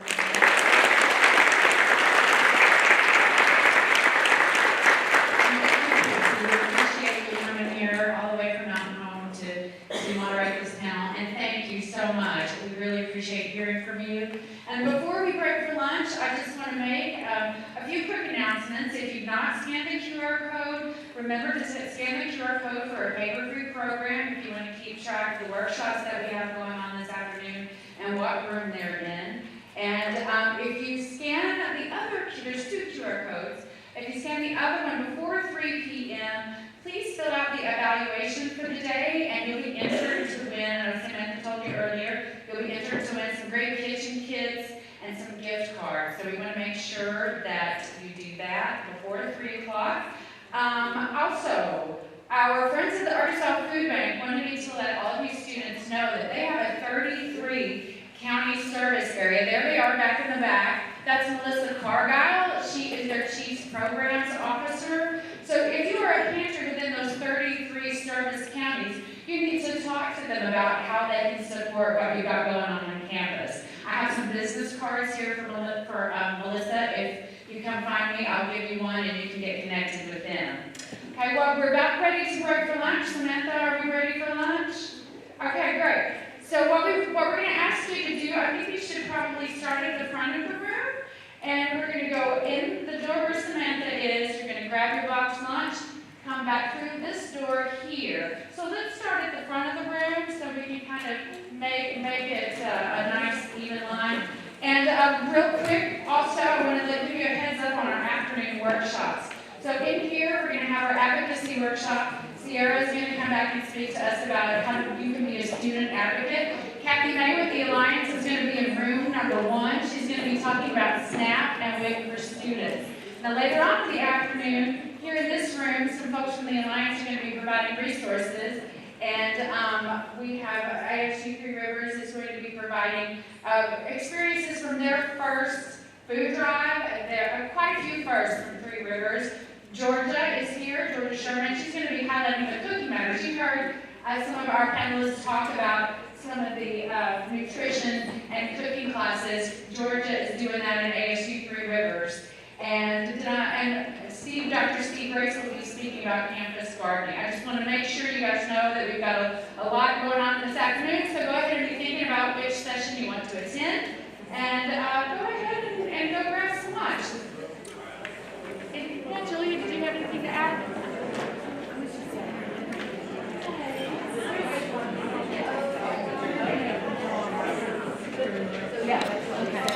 Okay, but we'll announce it. Okay.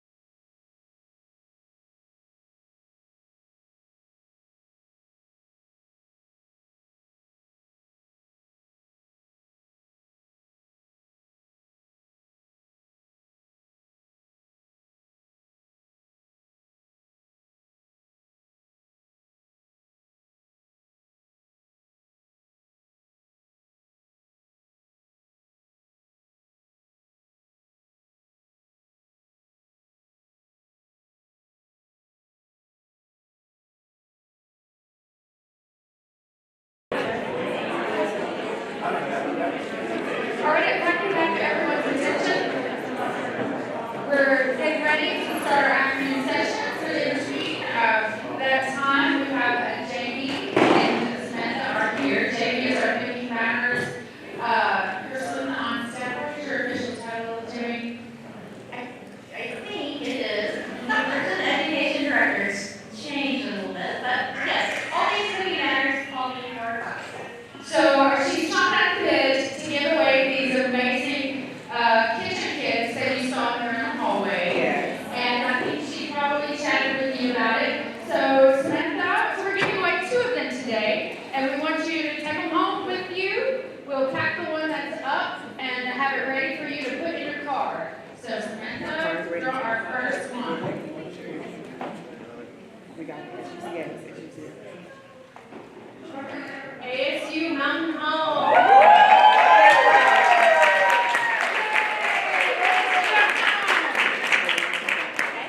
All right, next one. Philander Smith.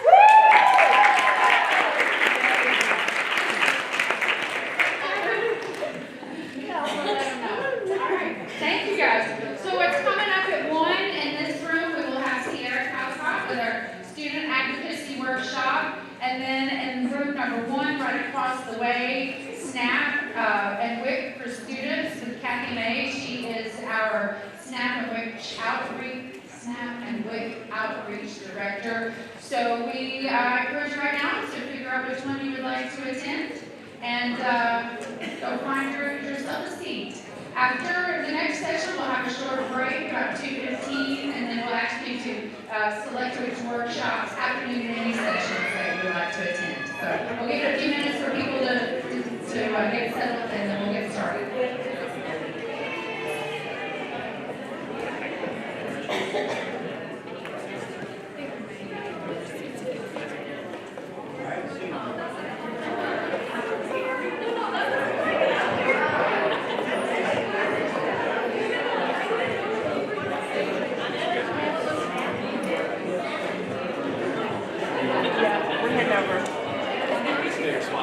Okay.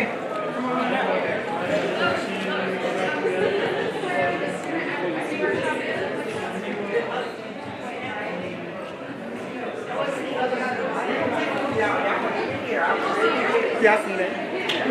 She's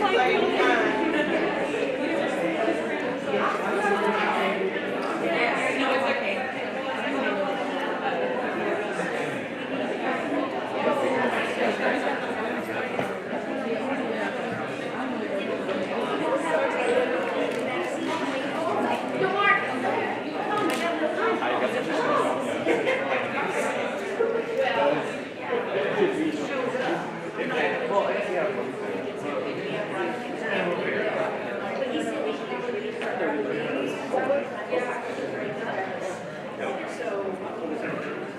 Someone's sitting here?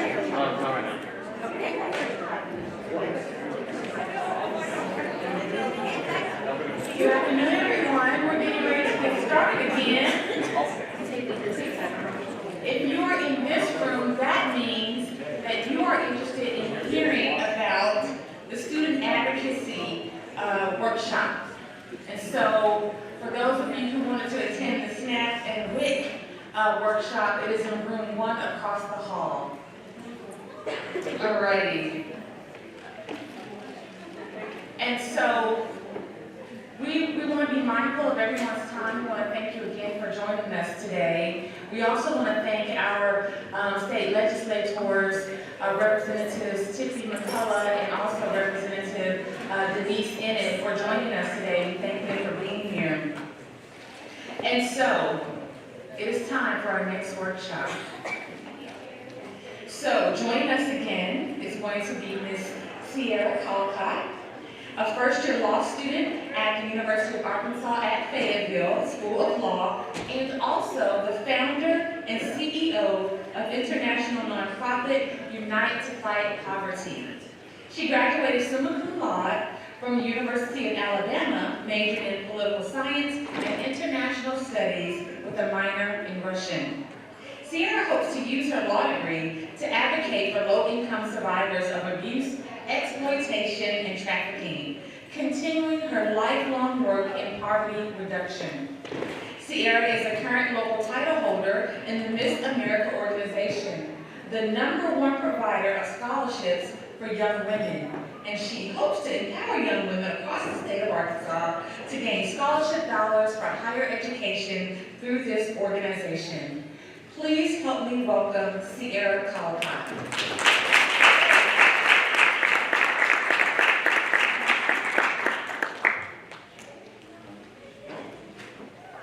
All right, I'm a bit of a walker and talker, so I'm going to use this handheld. Can everyone hear me okay? Yes. Okay, awesome. Thank you guys so much for choosing to stay here. I'm so excited to be here. I'm specifically very excited to be looking at all of your beautiful faces and not the four walls of my little study hole in the library today. This is such a blessing. We have our midterms coming up, so I appreciate y'all so much. Do we have a little that for the slideshow? So sorry about that. I have a little bit of a fun slideshow for us today. But I first wanted to recognize that all of you are such amazing advocates, even for just being here today. And so a lot of the times that I go to these advocacy workshops, just graduated from undergrad, so in my 4 years, I spent a lot of time at events like these, trying to build my skills. A lot of the time what was really helpful for me was learning about action plans and action items, rather than these ideals that you guys already possess, otherwise you wouldn't be here today. I'm a girl who loves a plan, so that's what we're going to go over today. Once we get it all figured out, we're going to talk about some amazing programs and initiatives. And the way that I've structured it is I've actually highlighted some of the amazing work that y'all have done at colleges represented here today as examples. In the spirit of this event is learning from each other. So I'm really excited to talk about some amazing programs already going on in Arkansas. And then something else that I'm going to highlight today, Sage kind of alluded to it earlier, and I can't wait to expand. It's called the Hunger-Free Campus Bill, authored by Saigon Hunger, and it's something that has been a little bit of a passion project. I've been working to get it introduced and passed Arkansas for the past, 3 years, I think. So we're still working on it, like Senator Bozeman was working on that bill for forever, so it's really inspiring to hear. Oh, and here we are. Okay. Is that a clicker or a just? Oh, cool. I got you. Feels so powerful with the clicker. It's just awesome. Okay. Okay, well. Point it this way. Yep. Well, maybe she's not powerful.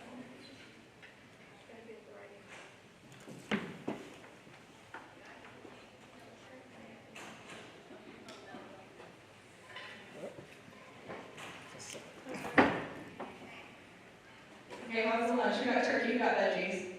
Raise your hand for turkey. Okay, yeah, so turkey was the clear winner, right? That's what I thought too. Okay, we're almost ready. Okay, so I'll just go ahead and get started without the slides, and we'll just monitor and adjust. So the first thing that I wanted to say was a little bit about my advocacy experience. When I was at the University of Alabama, I was in the Student Government Association, like a lot of you are here. And that really built my advocacy skills, and I think the best way to build those skills is to do it in practice. So that's really the reasoning behind what we're doing today. So we're going to talk about how to do that in practice and what specifically to talk about.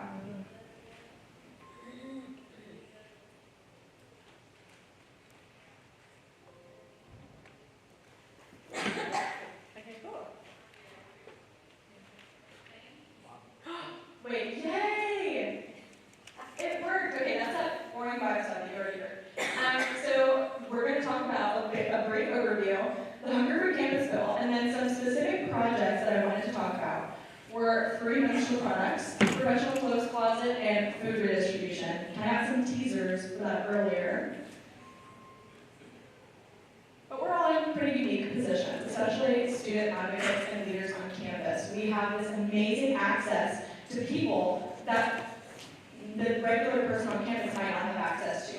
And that is a blessing and a privilege, and one that needs to be used to advocate for people who may not have that access, and to really making sure that you are working to provide for people who aren't at the table. So that is the spirit of what we're trying to do by building these student advocacy skills.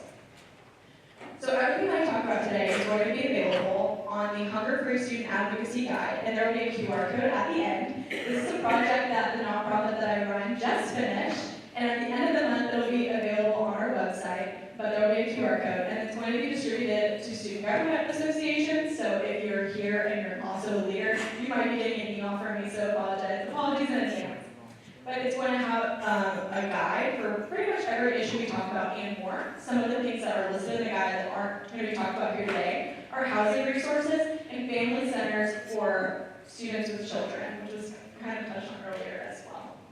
So more so than just the brief overview we're going to be talking about today, this resource is really helpful because it has in-depth examples of how other schools have done it, and then also some tips from the UTFB team on how to do it on your own. Okay, so before we get into the particular topics, I wanted to briefly touch on the Hunger Free Campus Bill. This is really helpful because it's going to be funding these projects that you want to have or the ones that you already have on your campus. So like Sage said earlier, it's going to be funding from the state that goes towards campuses that are designated as hunger free. The reason this bill is so incredible is that it establishes a designation program. So it's not just a grant, it's also like an application process in the terms that you have to have these requirements satisfied. Like you have to have a pantry on your campus, you have to hold a SNAP event a year. There's tons of others and they differ by state. So what's beautiful about this is if the Arkansas legislature, here's hoping, were to introduce it in this upcoming session, they would be able to tailor it directly to what they think is appropriate for the colleges in Arkansas. There's a different version of this bill for every state. It's been introduced and passed in 10 states and introduced in plenty more. I don't even know the number now because it literally changed today, like Sage just said. But So About Hunger put so much work in, and they've been so incredibly helpful and amazing in this process. But I think what's really great about this bill is that it really represents a true bipartisan effort, and also it shows legislators exactly where their money is going to go. It doesn't limit, like we were talking about earlier, where some grants are like limited towards what you can put that money towards, but it does establish infrastructure, which especially for campuses that are newer or have newer pantries, that infrastructure can be super helpful and establishes Wipeout as a partner to help you do that. So, I'm going to use an example to talk about how student advocacy plays into this bill. You're probably like, what does this have to do with me? I am not a state legislator.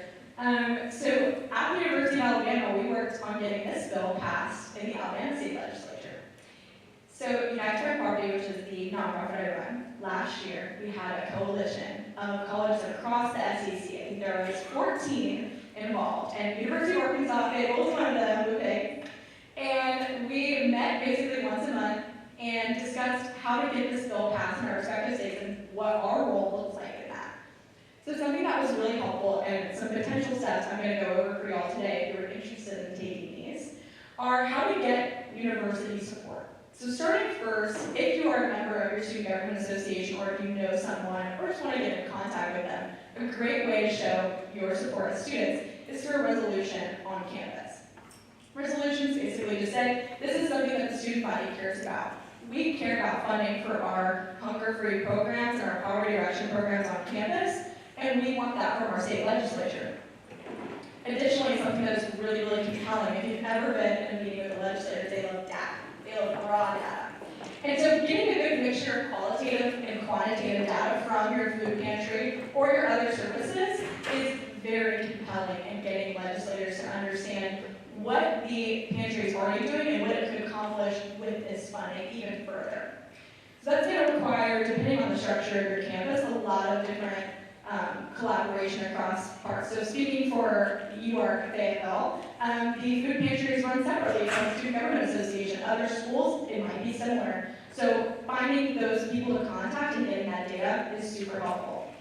So once you have that resolution passed, or if you don't have a Student Government Association with a legislative body, having some kind of declaration that says, we care about this as a student body. Once that's done, once you've got some good qualitative or quantitative data, that's when you get to use your position as a student leader to your advantage and meet with university administration to see if they will get on board. Universities, especially in Arkansas, are such an important part of our state and really can be such influential bodies in influencing what goes on in the state legislature. So having university support would be so incredibly vital, especially considering that the funding would go directly to that committee. So after meeting with the university administration, that's when things get kind of really fun. That's when we talk about getting it passed in the state legislature, which, as I mentioned, is something that has been my passion project for about 3 years now. So your role will be instrumental in ensuring that we have this showing from students and universities across Arkansas that this is something that we want, that we deserve funding to make sure that our students' needs are met. So after that point, hopefully, we will have someone to introduce it and get the support, and there might be some fun lobbying going on, which would be really great for students at your campuses to get that experience.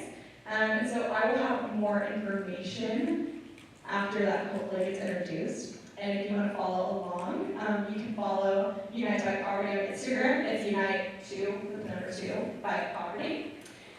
But I just wanted y'all to really have that in mind before we start talking about these specific programs, because a lot of the times when I get really excited about these things, I'm like, okay, well, how are we going to pay for this? That's my first question. So this is great to have in the back of your brain before you get excited about these awesome, cool projects you can implement on your campus. Okay. So the first project I want to touch on is really timely because this Saturday is Period Action Day. I don't know if y'all have heard about that. It's pretty exciting. Got some stuff going on at the Capitol. But a bunch of schools across Arkansas and across the South have worked specifically with Aunt Flo, which is a great corporate sponsor that helps universities and specifically student government associations provide free period products to their students.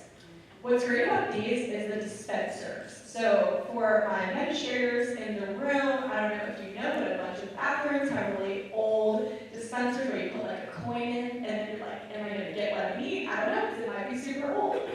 And also, again, that does cost money. And I don't know about y'all, but I don't carry any coins on me. I don't like to jingle. So I think that this project has been extremely helpful. I saw it implemented at University of Alabama. Super easy because Aunt Flo does have a project where they partner with student government associations and make it really, really easy. This is a little screenshot from their website, and it's just very clearly got step 1, step 2, step 3. And what they have is they have someone who they pay to talk to student government representatives and to be your chief point of contact. So you don't ever be a point where you're like, okay, what am I doing? Where do I go from here? It's very clear, just like you talk about hunger, an amazing resource. So this is obviously a very important issue for poverty reduction because 1 in 5 administrative students miss school because they don't have access to these products, and that number is actually bigger for Arkansas specifically, which if you participate in Period Action Day, you'll hear a lot about. So that was the example of one of the first projects you can implement on your campus and start really working those advocacy muscles. The second one, I actually highlighted Euler. Is Euler in the house today? Yes! I highlighted Euler's Trojan Career Closet. This is super helpful. I've utilized the Career Closet, and actually pretty much all of my friends, I think, have utilized the Career Closet because it's just an invaluable resource, especially as a young professional. You're not quite sure what you need to get. Maybe you don't have time because you had an interview scheduled immediately, or you have this randomly important meeting. Or professional clothes can be very, very expensive. And so this Career Closet is extremely vital and just generally very helpful to students all across the campus. So thank you, Euler, for your amazing work. I really appreciate it. Something on that note that isn't Arkansas specific, when we did the Hunger Free Campus College Coalition, it was across the SEC, so it was really interesting to hear, like, a lot of these products are implemented in states that aren't Arkansas. And in South Carolina, USC had this entire basic needs building. It was insane. They got some crazy grant. But their closet was like the Hannah Montana closet from the TV show where it like rotated around. It was the coolest thing. And they had such a great engagement rate. And that is something that I think is really helpful. It's like once you have a really, really good program that almost every student on campus will use, like the Career Closet, that gets people interested and think, okay, well, what else does my campus have that I don't know about? So that's a great starting point if you don't already have it. And the next one I want to highlight is something I just just learned about because I just started going to the University of Arkansas Fayetteville. And when I found out about this, I thought this was actually the coolest thing I'd ever heard of. It's the food recovery program, which Sage touched on earlier. This is something that I think a lot of people probably thought they'd been to an event and they've been like, okay, where is all this food going? Because we touched none of it. What's happening with it after? Where is it going? And a lot of it gets thrown away. And so what the Right to Act Food Recovery Program has done, which is just brilliant, is have a team of volunteers basically take and repackage and redistribute these surplus items. And it is not easy work. It is not easy. They're very organized, and it takes a lot of work. But especially if we're going to focus on a conversation about food waste and the environment, this is not just helping food insecurity, it's helping your community. Fayetteville is a very green area, and so it's been very amazing. But as a Little Rock native, I don't think I mentioned this, but I literally grew up down the street, on 12th Street, went to Parkview High School, so I'm from Little Rock, and we're not as green, and I feel like we have a long ways to go. So this is a really great way to be able to work to help your environment while working to help the people on your campus and your community. RFR, they don't just put the surplus food to the food pantry, they also distribute it to community pantries around the area. So you're not just investing in your campus, you're also investing in your community, which, as we discussed earlier, our colleges are a huge part of our campus. So this is a really, really great opportunity for students not only to help their fellow students, but get involved with the people that they care about. And also, I'm moving super fast. I'm sorry, I'm such a fast talker, so if you have a question, please stop me. Because I think I have entered the final part of that project segment. So I put up here the QR code for the Student Advocacy Guide, which I mentioned goes in a lot more detail. So that's going to be a Google Drive. And please let me know if you can access it, but it should be accessible. And then again, it will be on the Unite to Fight Poverty website, which is unite2fightpoverty.com at the end of the month. So like after you have fun on Halloween, you can just check unite2fightpoverty.com and see if that is up there for you. But our goal is basically that this is supposed to be a gift basket. We have these coalition meetings and they're super helpful, but especially if you guys are all student leaders and advocates, your schedules are busy. And I recognize that. You're very busy, you're doing great things in the world, maybe you don't have time to meet once a month for an hour or two. So this is designed to help you manage your time and have these resources for when it is convenient for you to be able to use that.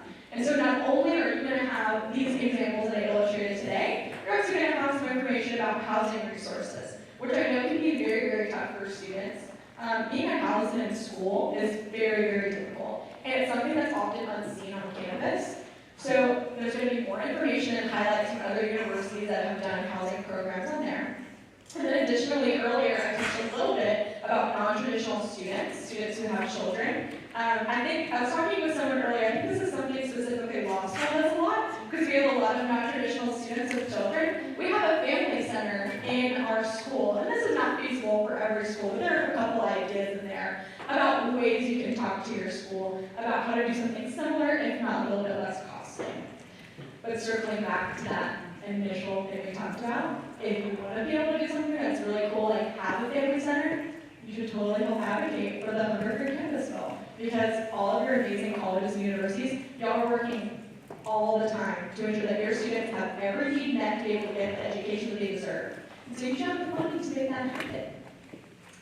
Okay, and I know I rushed through everything super quick, so I do want to open it up for questions. I'm open to answering questions about literally anything. Anything we talked about today, Unite to Fight Poverty, any of these amazing programs, the Student Advocacy Guide, etc.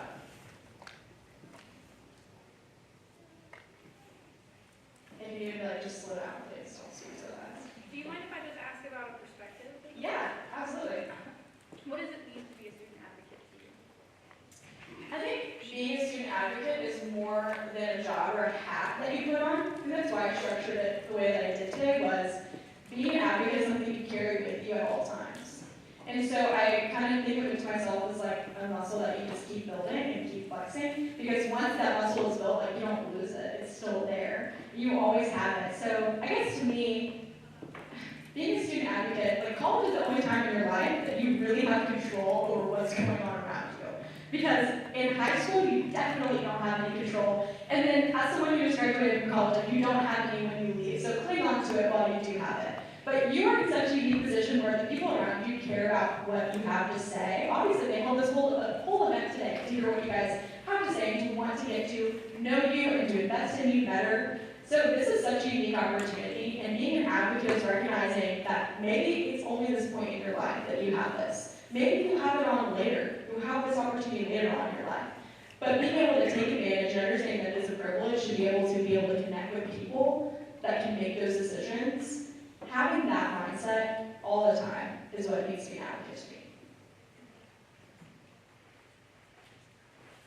So could you speak more to what it was like running your own nonprofit and what that process was like? Yes, okay. This is probably one of my favorite topics. It was such a tumultuous process. I never thought I would found a nonprofit. United Fight Poverty literally started, my advocacy journey also started during COVID. I was just trapped in my bedroom and I found this nonprofit called the Morgan Project. And they do global poverty reduction efforts. And I was just cold emailing legislators. Literally probably everyone you've met here today I've emailed at one point. Hey.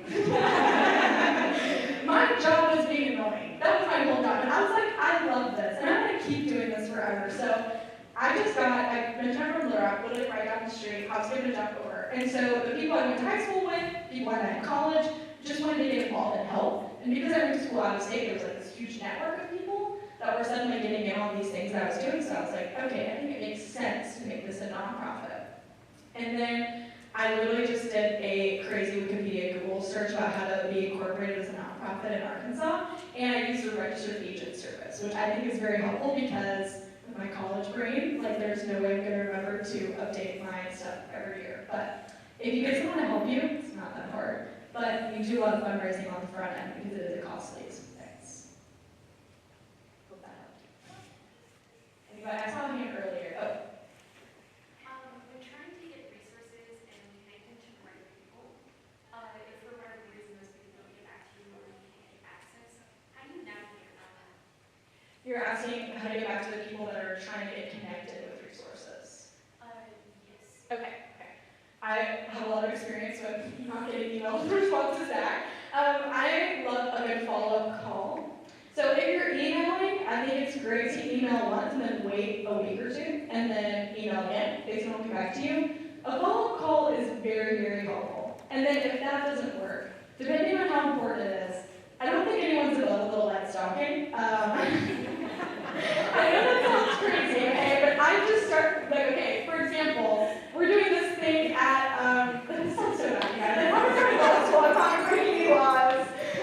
Anyways, we're doing this thing at the law school, and we're protesting the unconstitutionality of the tampon tax for Period Action Day. And to get this started, I needed to get in contact with a 3L, who we call the big kids, because I'm a lowly 1L. And this woman is incredible, and she's so busy, and I just could not get her to answer me. And I just saw her in the library one day, and I just packed myself up in the corner, and I just went over there and was like, hey, I'm so sorry. But I honestly think, like, if it's really important, you should feel more empowered by the importance of what you're doing and worry less about freaking them out. Maybe don't actually stalk people, but, you know, if this is something that you feel is really important, don't be afraid to follow up call, get in touch with them personally. Because I think people will be like, okay, so this matters to her. She's really coming up to me and wanting to talk to me. Can I add to that? Yes. Do you want to have my here? Guys, this is Representative Bennett. She's awesome. Good afternoon, everybody. Just to piggyback on who asked the question. Okay. So as a legislator, and we've met, I think you emailed me as well. So we get a lot of emails, so not to make any excuses or anything, but do the emails. I prefer a phone call, personally. Do the emails, give it a week or two or three, depending if it be in session or not. Follow up with a phone call. I answer my phone calls. I can't speak for the rest of my colleagues, but that's always helpful. And sometimes a text works too. I like text as well. So just think of it like a tier system. And if something is super important, just kind of keep at it and maybe step away from it and then get back to it. But that's a great way to communicate with just anybody though. So I just wanted to say that. Thank you. Something else, like, and you can correct me if I'm wrong, I worked for a legislator a couple years ago, and he read his mail, his physical mail, every day, personally. So if you're, I don't know person like that, but depending on who you're, if you are gonna, like, advocate and for something and write to a legislator, like, something, depending on, I guess, their personalities, sometimes a written letter, sometimes a text, sometimes an Instagram DM is really helpful. There was another one that I have missed. It was like over here in this general area. Anyone else have a question? I swear I saw one. I just crazy. There's one back there. Oh, sorry. Where have you found those different grants that you are using? Like Airflow? Yes. So how do we find grants that help with whatever grant? I always start with grants.gov and do a really hyper-specific search. And then the Arkansas Community Foundation is such a great resource, and they have great grant application cycles. They're very specific coming up. But honestly, I would say corporations, and again, like the Amplo example, it's going to be really specific. So if you are looking for something like, okay, hypothetical, let's just say that you want a technology system that helps people scan into the pantry on their like card or whatever. You can look up a technology company, you can really Google like technology company community grants. They might have something, and sometimes it's easier to go from the specific corporation because they're gonna have especially what you're looking for.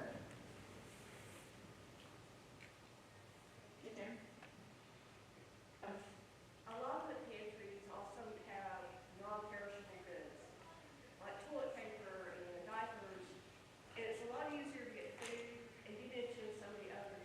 Are there good grants for diapers, especially for those people that have childcare?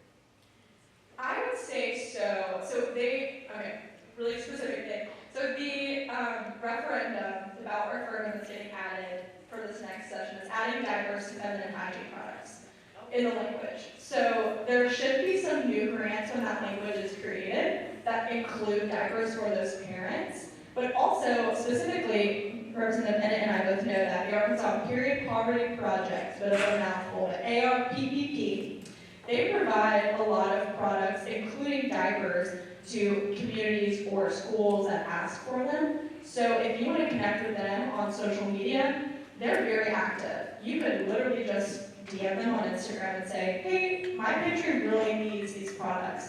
And they would be extremely helpful. Katie Clark is amazing and she's fabulous, so. Katie Clark, and then it's ARPPP, Arkansas Period Poverty Project. Yes. And I'll get you back to you. So, also too, I know with the Arkansas House of Representatives, we have a person on staff that deals with grants. So from time to time, when I have constituents call, I'll have them connect with that person. And sometimes they can find grants, depending on what your need is. Sometimes it works out that way. So use your elected officials, get acquainted with them, figure out who they are, call them, request a meeting, just to see who they are and see how they can help you in your communities. That's such an amazing point. When I do, a lot of the work I do for Fight Poverty is talking to young people and doing advocacy workshops, but that was most of the stuff I was like, these guys already know how to do that. It's more like middle school kids, and they are shocked when I'm like, you can talk to your representatives. And they're like, oh, no way. I can go to the Capitol and talk to them? I was like, they want to hear from you. You're so cute. I bet they do. So being able to use your elected officials for, they're there for you. They're there for you to help you. And that is really the beauty of working in this space, is getting to realize and get to know people like Representative Bennett, who are just out all the time trying to help us, and just really an amazing member of the community, so thank you. And there was a question in the back. Yes, ma'am. Well, I don't specifically have a question, but I have a comment. I know I'm from University of Arkansas at Batesville, and so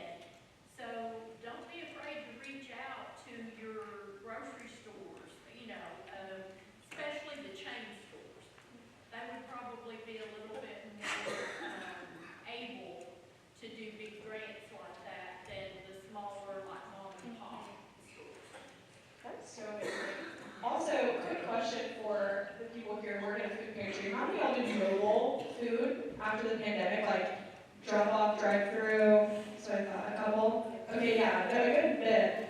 Especially after the pandemic and during, the mobile aspect has been really, really helpful. Do y'all, and anyone feel free to speak up, is it like anyone can come pick it up, or are y'all, like, can someone give an example of how they go about doing those mobile orders? Stacey, in fact. Well, we're not doing mobile orders now, but during the pandemic, our students, we did a just drive-up.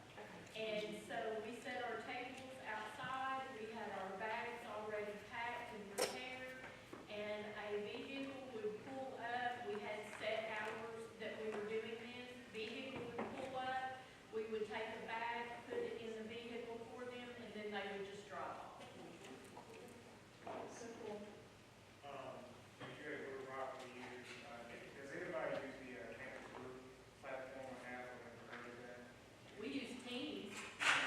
Okay, gotcha. So for Campus Groups, it's a platform that allows us to have our own kind of internet social media platform for students and campus to take advantage of. And so within that, we can create different pages. So our Trojan Food Pantry has a page in that. And as long as you have the app or you use like a tablet, laptop, or whatever, regular staff and students can use that platform to order, and they'll just let us know a specific date and time, and we'll just go ahead and prepare that for the day or the other day, depending on how early they do that. And it's contactless, and so all they have to do is just come in, find their T number, which is the identification number on campus, and then that's how they pick up and don't have to worry about anything. And easy access when it comes to just let us know if there's an issue with it or missing or whatever like that. We're all right there, not too far away from the patient, but they'll just let us know if we can direct anything. And so, and we also try to be intentional about letting them know like what we have in stock, what we don't have in stock, so they won't be as surprised when they get there and set up. We have a whole bunch of out and everything like that. Yeah, so that's how we kind of handle the contact list, and then also just them kind of at their own leisure, come in and out of the schedule when it's the best time for them. Thank you so much for sharing. That's amazing. One of the last thoughts I had, and then I'll see if there's any more questions, and then I won't take up any more of your time. Just for a show of hands again, do y'all have DEI programs either within your SGAs or just within your campuses that groups on campus consistently come to a lot? Okay. Okay. So something that the University of Alabama did, which was like brand new, and I'm sorry to keep pulling up this team that we're playing, they're like, we really don't care, but this is my drawback information I have. So they had this certification program. It was particularly helpful for universities with a big Greek life, because like I mentioned earlier, there was like incentivization programs for Greek points, all this stuff. So one of the ways that people had to get their Greek points or just their certification for their entire sorority was by coming to these DEI events. And there was a designated person in the Student Government Association who would plan these every month. During September, I mentioned we had Hunger Action Month and Hunger Action Day.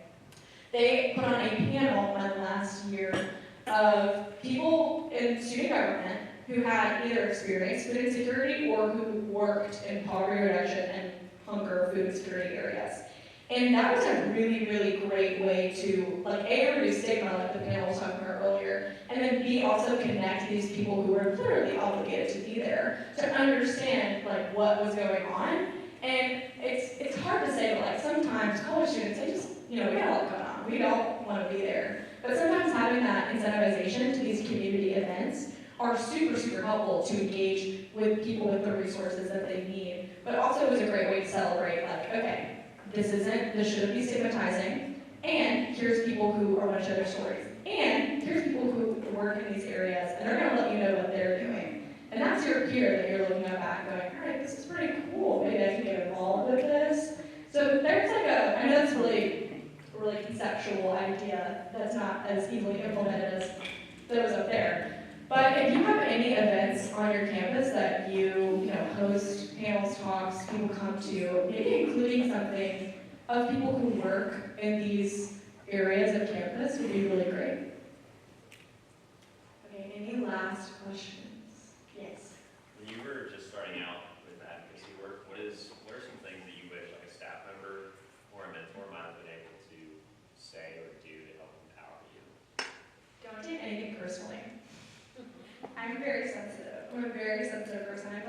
often people in advocacy work are, because we care so much. And, sometimes if I would get a response or something, someone would tell me, like, I've actually experienced many, acute failures. There's this idea that I had forever ago. We used to have this thing called Anti-Parking Task Force in the Arkansas legislature. And I was like, okay, we're gonna get it again, we're gonna get it again. And you work on it for so long and nothing comes of it because it's just not feasible at the time. But you're 18 or you're 19 and you're like, oh, but it could be. So just understanding that, the people that are your mentors, the people that you are working with, or that are your legislators or related work people in the community, they do have your best interests at heart, and they often know things that you don't know. So just being able to not take it personally, and also having the tenacity to continue trying.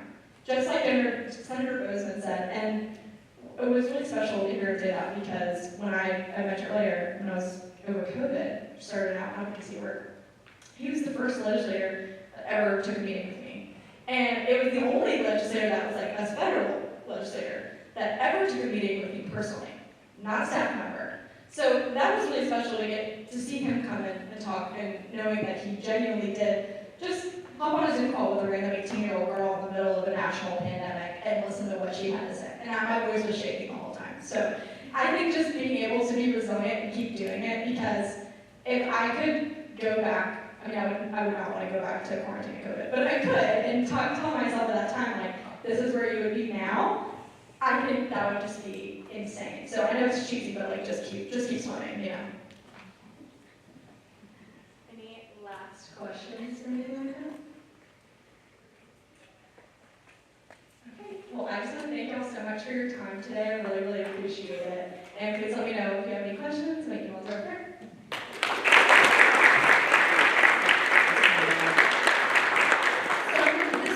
They're still meeting over there in our other session. Paul, is that correct, from the University of Arkansas? You want to go up and talk a little bit about the event that you've got going on up there? And then we'll take a short break after that for a few minutes. And then we'll have our afternoon sessions. Thank you. Just as Ed, my name is Paul Grayling. I'm from the U of A in Fayetteville. Our full super food pantry and our Razorback food recovery team. So if y'all have any questions about what food recovery looks like, y'all can chat with us today. But just kind of wanted to put something on y'all's radars. In April, it's April 5th and 6th, we're going to be hosting a Universities Fighting World Hunger conference. It's going to be, open to food pantries, schools with student leaders across the country, and we'd really love for having Arkansas representation within there. We're going to really cater towards student leaders, hoping to touch on themes surrounding food justice, student leadership development, and then just community engagement in general. So, hopefully we'll be able to get all your contacts and send you that information when the time comes to register. We'd love to see y'all there. So, yeah. Thank you. Well, like I said, we're still having a session over there, so you're welcome to break for a few minutes, but please be mindful that they're still talking. I would like to, if you are not signed up for the Arkansas Hunger Relief Alliance emails, please go over to our website and subscribe to our newsletters. We like to keep everybody informed about our volunteer opportunities. We like to connect to our college pantries that way as well. So we want to make sure that you follow us on all our social media. We're on Facebook, Instagram, we're on the TikTok, we're on LinkedIn, and so I hope you see us out there. And any other questions as we get ready to move into the final phase of our summit? Okay, let me give you just real briefly the highlight. In this room, we're going to be talking about resources for pantries. Those are resources that the Alliance offers or our partners offer. And so there'll be some opportunities for you. Jenny and Samantha with the Alliance will be highlighting a few of those. In this room over here where the SNAP presentation is taking place, we will have Rusty Pappas, who is here with us from ASU Three Rivers, talking about learning to serve. I took a look at his slides yesterday and was really impressed. I'm looking forward to your presentation. ASU Three Rivers has come a long way with their pantry program. They utilize a lot of resources that we offer and other partners, so we're really excited to hear what they've learned from some of their firsts. And we have Dr. Stephen Grace here, who's going to be talking about the UALR Campus Garden. That's another program that we really encourage you to check out. If you don't have a campus garden, please go to his workshop. I think that is a wonderful thing for you guys to think about for your campus as a way to involve other students. We even have Brandon Chapman, our gardening expert on staff, that is available to consult with any colleges who need someone to come kind of help you with that. I recommend you get on the schedule early because he's in high demand.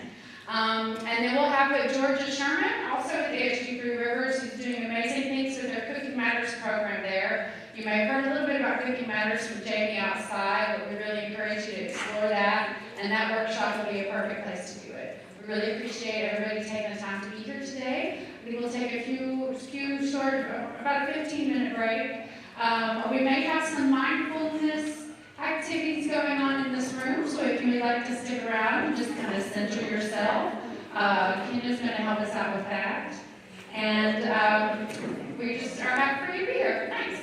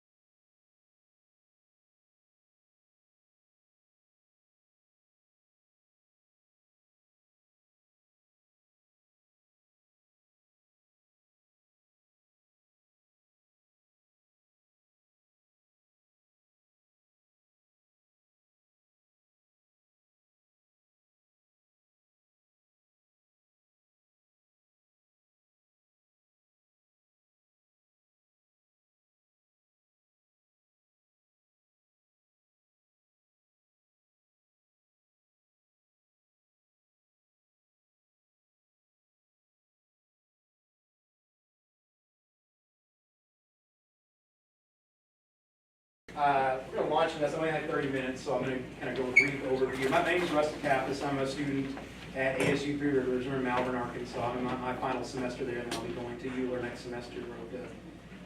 Major in biology. Want to be a science teacher, ultimately. Non-traditional student. Went back when I was almost 40 years old. So I see a lot of those faces around our campus and among the crowds here as well. So it's nice to be among the peers. I was going to introduce you, but I'm late. Well, you no. did. Go ahead, yeah. I was going to introduce Rusty for you, and I wanted to say a little bit about ASU Three Rivers. I'm so glad you guys are here. They've really been great to watch them grow and do these wonderful firsts. So I'm sorry, Rusty, I got way late. I didn't know if we were still filing out. Yeah. Since you feel like we'll get going. Well, I just wanted to say a little bit about Rusty. He jumped up to present this information, which I think is really important to share. He's a full-time, non-traditional student at ASU Three Rivers in Malvern. He's a husband of 12 years.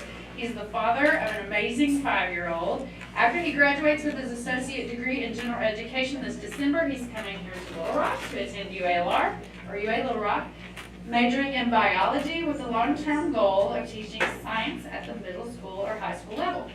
He currently serves as student government president at ASU Three Rivers. He works part-time in the college business office and is a member of the Honors College. In his free times, he likes disc golf, tending to his garden, and hiking around my streets.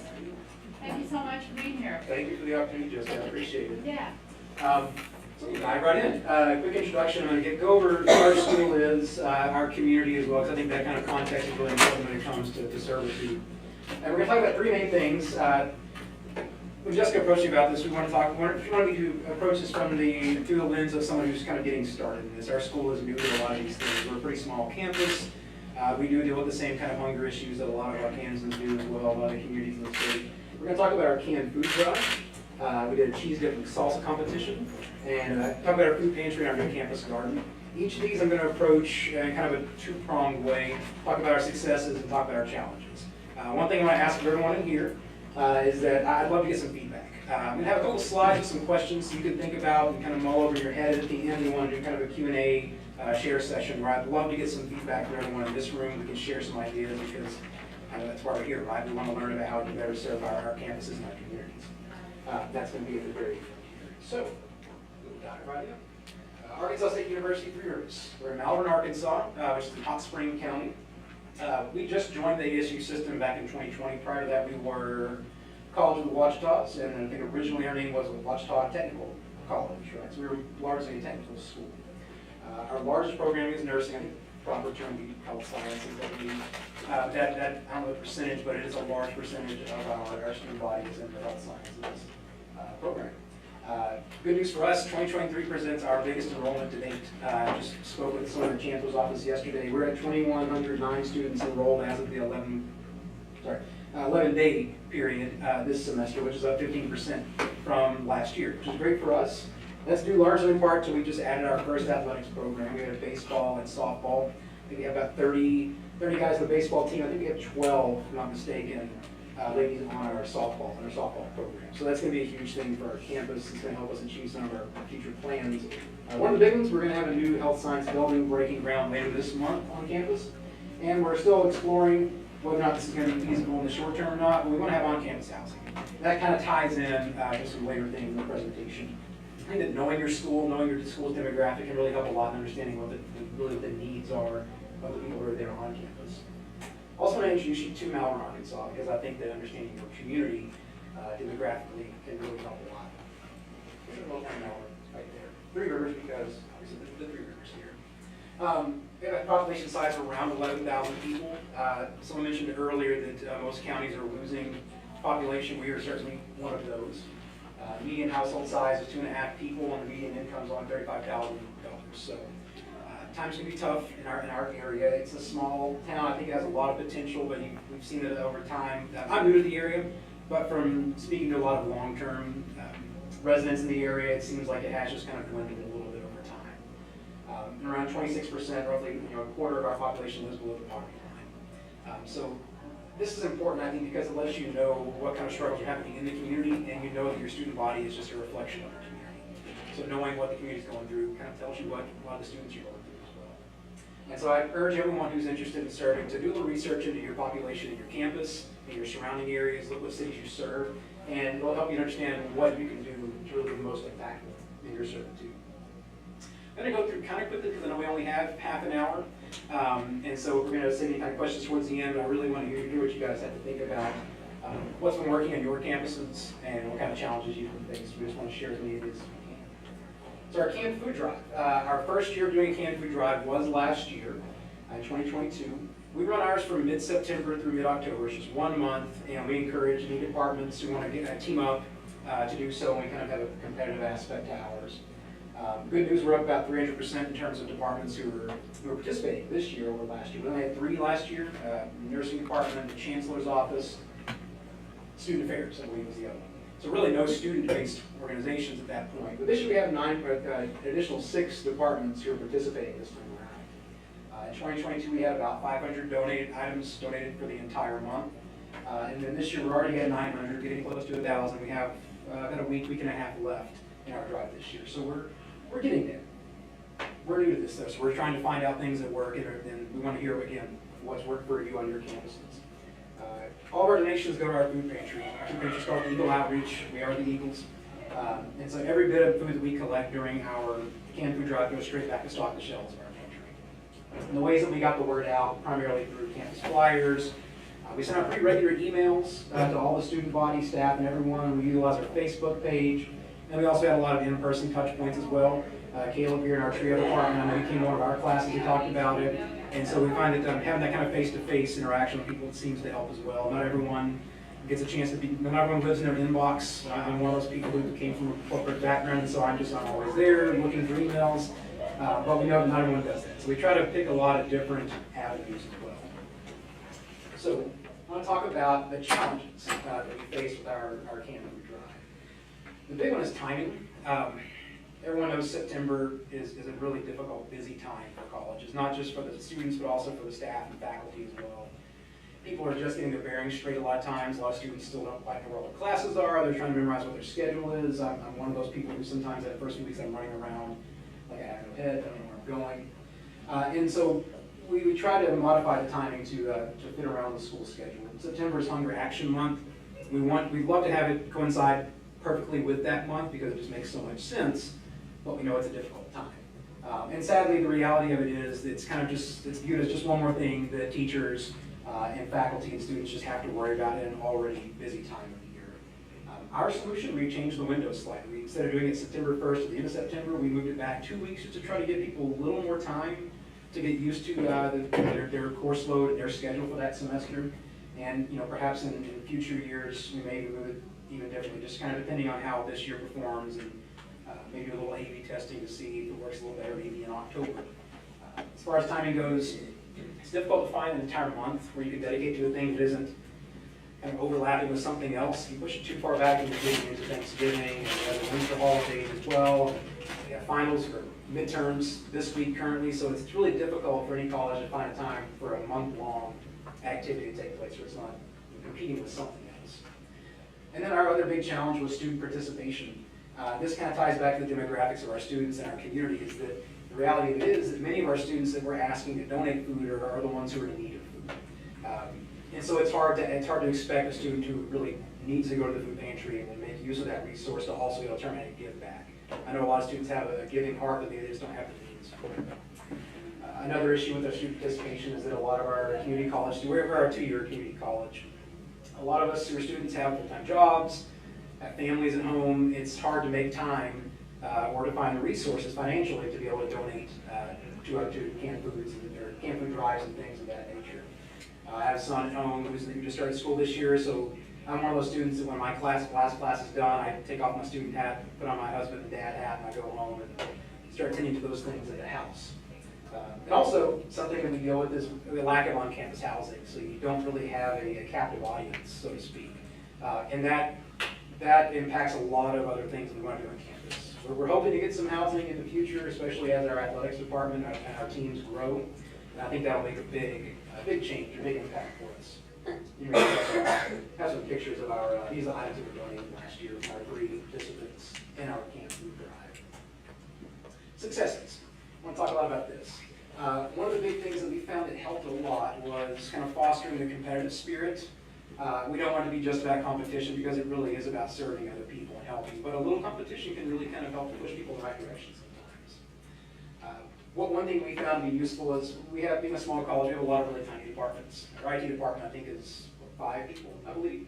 And so they really can't compete with some of the larger departments. So we encourage them to pair up and sometimes trio and other groups who are facilitating the Camp Food Drive may actually step in and say, hey, why don't you meet up with this department over here so you have kind of a, you're competing on level playing ground, as it were.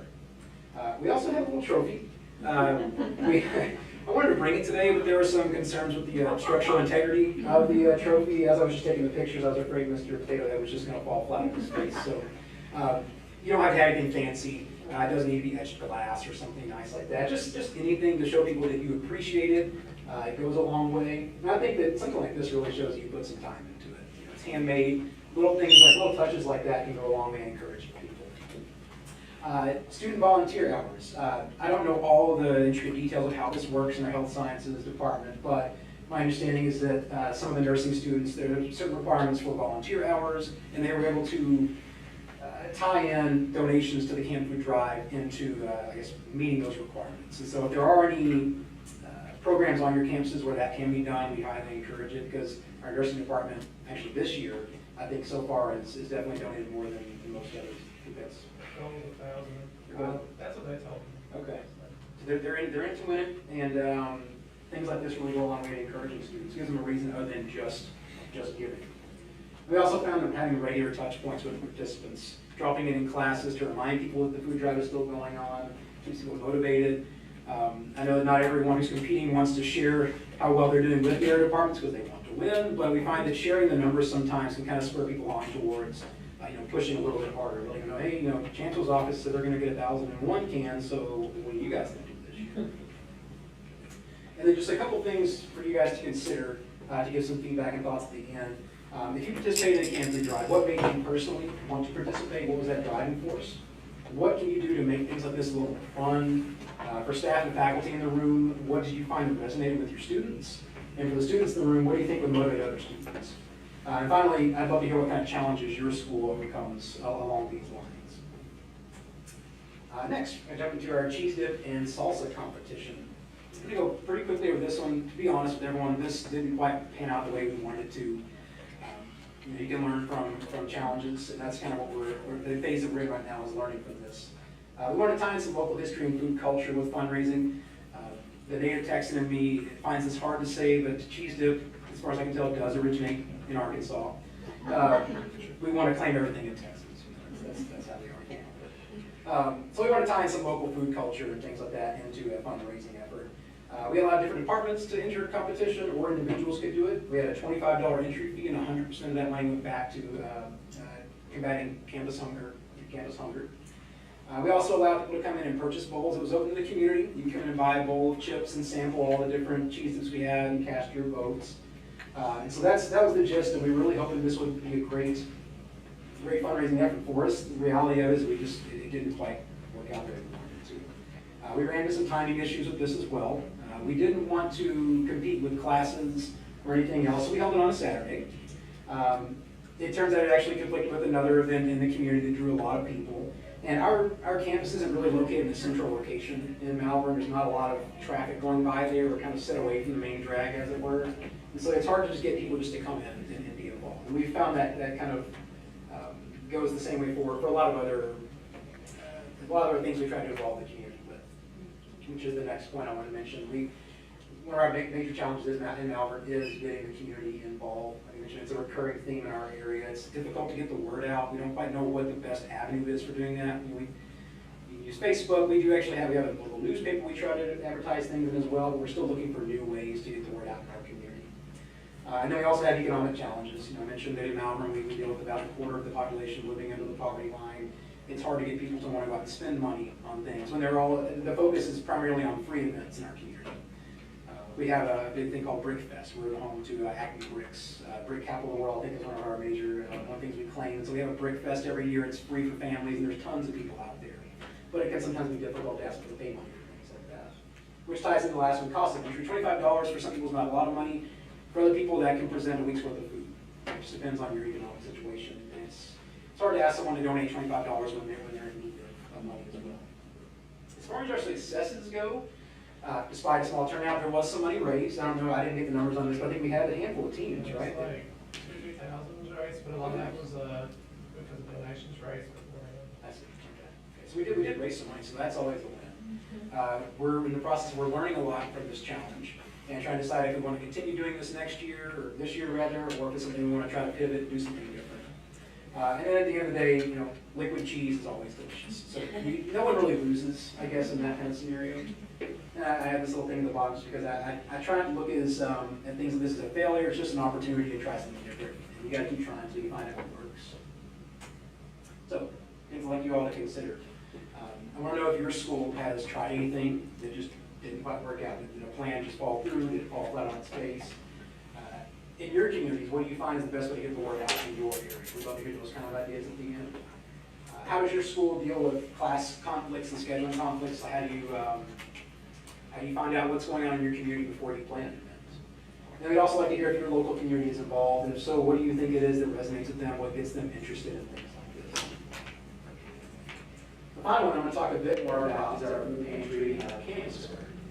So I mentioned earlier that our food pantry is called Local Outreach. It was established in 2019, and my understanding before it was a food pantry, which is just a local one that we offer students who say graduating, going to interviews and things like that. We want to make sure they look at us. One of our programs we use a lot on campus is career pathways, career pathways, try to get people out of college, different jobs and workforces. So we want to make sure we're going out there to get us. This is open to all students, staff, and faculty on our campus. We kind of keep track of it. As mentioned, a couple of schools do this. We have to fill out a form the first time. Subsequent visits, you just sign the name, and literally keep track of what's going out the door. It's just by name. And we also track the number of people that are helping by that initial form that people fill out. We list the number of people in your household. So we get a picture of the whole number of individuals helped and the amount of food they were giving away. Last year, 2022, gave out about 12,000 pounds of items. That includes food, hygiene products, and clothing, and we also have some other indications and giveaway household items. And then last year, we established a campus guard to provide fresh produce. And speaking to executive speaking down the hall right now, we're talking about campus guards and produce and food pantries. It's really difficult to keep produce in the food pantry because of the short shelf life. So we talk about testing on campus, we get that, and it's fresh. Here's some pictures of our campus guards, 3 ways that we have things work. This is their cool lounge. They're lovely, so let's talk a little bit about the challenges. A lot of this was mentioned in the panel discussion I had earlier. Main one of it was finding food that everyone actually enjoys eating, not just can eat, but you want people to be able to find food they really like to eat. You got to talk about food realities and restrictions. I happen to be one of those people who can't really eat food, so when I go to the pantry, I have to be a little more picky. We will make sure we can accommodate as much as possible. And because of not everyone always wants to see everything that's available, a lot of things just sit on the shelf for a long time. It's just a reality we go through. Like I mentioned, the availability of fresh produce is always a challenge because there's not a lot of shelf stability, and anything you have, you want it to be for as long as you possibly can, so they can get it to someone's kitchen ultimately. And the channels we use for a lot of our donations, produce is very, very limited. Sometimes when it does come in, it doesn't get out the door fast enough, it just goes to waste. It's really a sad thing. And also, a lot of donations that we get are just past the time. That ties into the final point, which is really sticking around. A lot of people look at the expiration dates on things, and if it's close or if it's just something past, they won't touch it. I think part of that goes to educating our students and faculty that there are separate guidelines for the food pantry versus what's printed on the actual product itself. I'm one of many pantries, so I tend to look at it as those are just suggested dates, maybe for things like milk and items like that. I don't know if stick with it, but that's one of the things we have to overcome, is just trying to keep it fresh. Getting over the stigma, I think, is probably the biggest challenge that we encounter. We learned a lot, I know everyone probably learned a lot with the panel discussion on that very topic, and I have pages and pages of notes now, things we can do differently on our campus. One thing that we currently do is we have instructor-led tours. My first first or second week, in my very first semester there at the school, our psychology instructor, I got us all, after we finished all our syllabus work and everything else, and all the introductory things, got us all out and marched across campus and took us to the food pantry. We walked in, I think Caleb, I think you were there that day, kind of explained how it all worked, just to get people familiar with where it's at, and just get people used to the space. I think some people just don't want to go there in the first place. And so once you kind of break that ice, a lot of folks are a little more willing to go back on their own. Which is just, like I mentioned, an attempt to normalize it. One of the things I think, I forget the local kind of here, but one of our instructors, I think Mr. Stark, he teaches biology and AAP in our campus. His class is located pretty close to the food pantry. And the nature of the kind of lab science class has been on year long, and so they usually give you a little 10, 15-minute break in the middle of the class. And every day when we have that break, we would always encourage students to go to the food pantry, even if you didn't view yourself as someone who really needed assistance, just to go get something. Sometimes they have ice cream for the day. They can get it before it's gone, or just go get a bottle of tea or something like that. And I think those kind of efforts go a long way. Maybe you are a student who doesn't really need the help, financially speaking, but just knowing that there are more students there, I think make other students who need the help that much more comfortable going into those kind of spaces. There's success. The location of our is one of the reasons that it's pretty successful. Our building, it's the back of our main building, so it's not right front and center where we have to be around a lot of people. There's really not a lot of foot traffic that comes through there. So any students who might feel embarrassed to visit the food pantry can kind of bypass where the bulk of the crowds are on campus. We also have parking spaces right outside the back. It's right next to a lot of faculty and staff parking units. That way you're not having a lot of bags of groceries across the campus to go out to your main parking lots. You just load it right up and kind of get off campus. We also partner with a lot of local groups and charities. More Change Tree is available. No. Never provide a little walk. But they provide a lot of different products for us as well. And then just recently, I don't know if this has actually started coming in yet or not. But we have just a nice lady who decided she wanted to donate eggs from her. Yeah, she had chickens, was it chickens, quails, and ducks, right? And Guineas. Okay. I didn't know you could, I guess today, yes. That's interesting. Are they multicolored like you? She just brought it in. Said something about them. But just people in the local community step up like that as well. And I know that protein is a difficult thing sometimes to do, especially fresh protein in our food pantry. So that is a huge blessing for us. I thought this season, we have a lot of farmers in our area. We have a small, dedicated farmers market, and I think we may want to try to just reach out to them and see if we can have any kind of partnership with our farmers markets as well. And then one of our things, I think, a big success in recent history, we have a part-time employee now with a set schedule, Linda here. So 3 days a week, I forget how many hours it's open. Only 12 right now. 12 hours a week, but still. But that's still Yeah. 4 hours a day, 3 days. And it's been huge for our campus. Prior to that, if you wanted to, like the first time I went to the food pantry, for example, you have to go into the Trio office or find someone there who has a key, say, hey, I'd like to go to the food pantry, we make sure that person has time and they're scheduled to meet you there or walk with you, unlock it, and then you get all your items and go home. So any barriers, any roadblocks that we can take down to get people in the door of the pantry is a win in our books. And so having someone there like Linda is always, it's a blessing to have someone there. The students know exactly where they can go. There's flyers all over the place. There are emails that go out. We also send out emails too when we get a large shipment of any item in. We just let people know, hey, we've got fresh chicken right now. We can get it before it's gone. Things like that go pretty quick, right? And I did the numbers. I came up with the numbers in since you joined us and you started working. We had those set hours. We had a 60% increase in the number of people who were served. And that's just the first in January through September of this year. So we're hoping to see that increase further and further as we get some more volunteers and people kind of man the food pantry. And then a little bit about our campus garden. Challenges with our campus garden. Does anyone have a garden here at home they tend to? Or anywhere that you tend to garden? You know that Arkansas, just the weather alone in Arkansas can be a huge challenge. I didn't start gardening until I moved to Arkansas, and I think our first season here, the springtime came, and it was beautiful, and it was rain, and it was, oh my God, the tomatoes are going so well, and everything else, and then summer hits, and it just like knocks everything flat on its face. So that applies to us as well, where we're at. It's hard to tell in these pictures, but our raised bed, actually, the soil stops right here, and so there's this empty space underneath it. We had to pick this location for a specific reason. It's in an old tennis court. We were concerned about vandalism.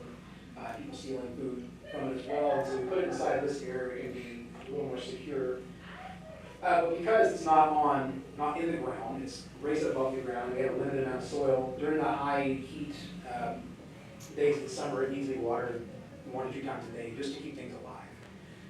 If you're a garden, you know that just keeping something alive is good, but if you really want it to be plentiful, you got to provide a lot of water, a lot of nutrition. And also during the summer, when we're dealing with those high heats, you got a relatively empty campus. We do have summer classes, but a lot of it's online, not a lot of it in person.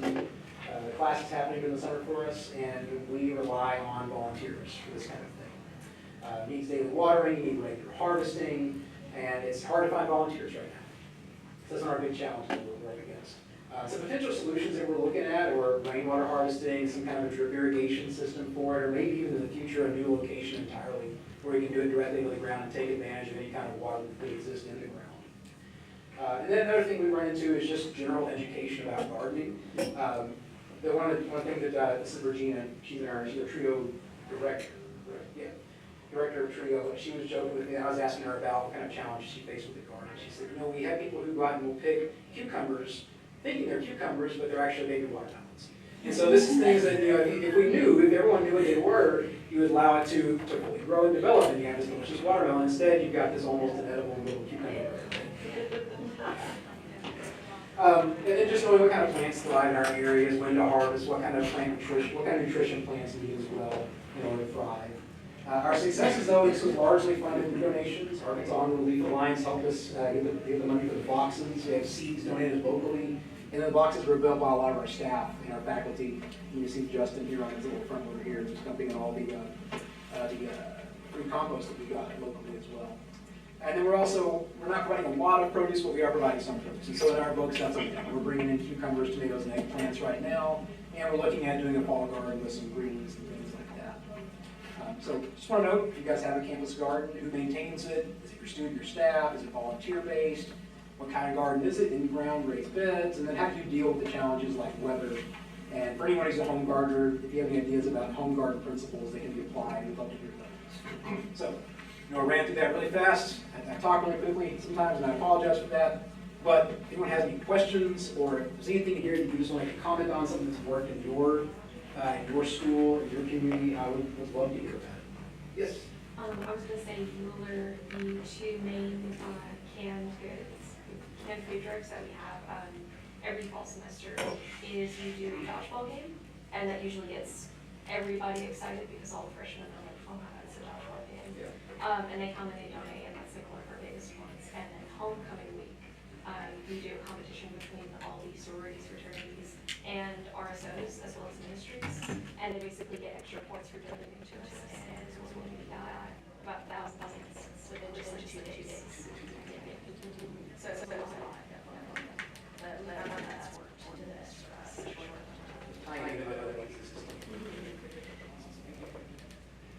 You guys have anything to work with your campus? We're always looking for things to help the word out on campus, society.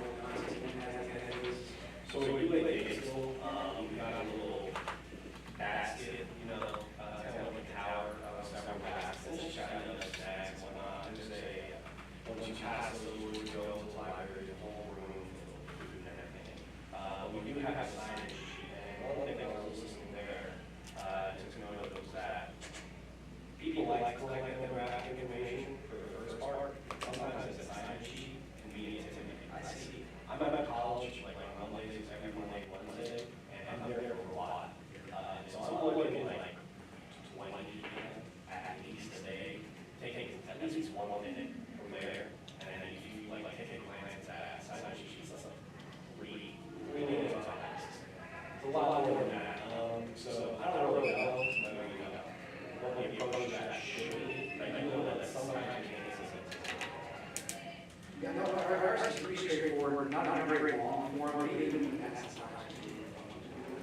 I think that's only one I have to do, but I'm not sure. I did like her approach there, they basically said that, you do this one time, it's long, but we need like the graphic information to help people. Exactly, yeah, it's there for reasons, it's not used for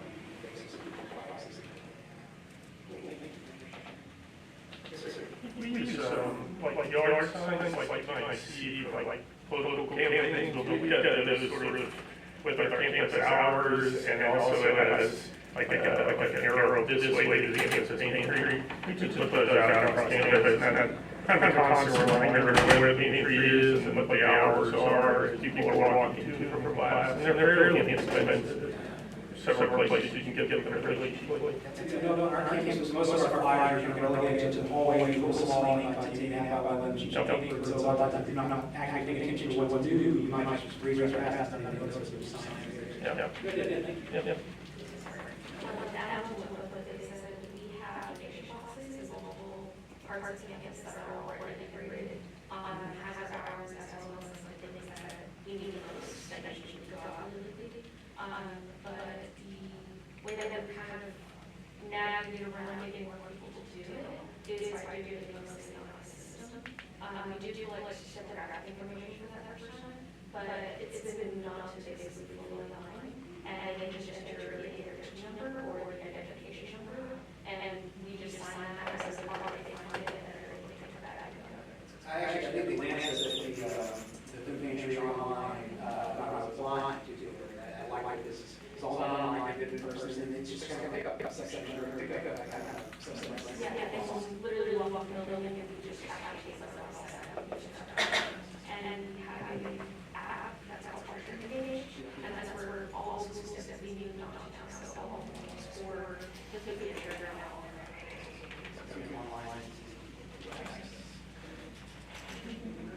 Jessica is telling us we have to go, but don't do that. We, first, thank you.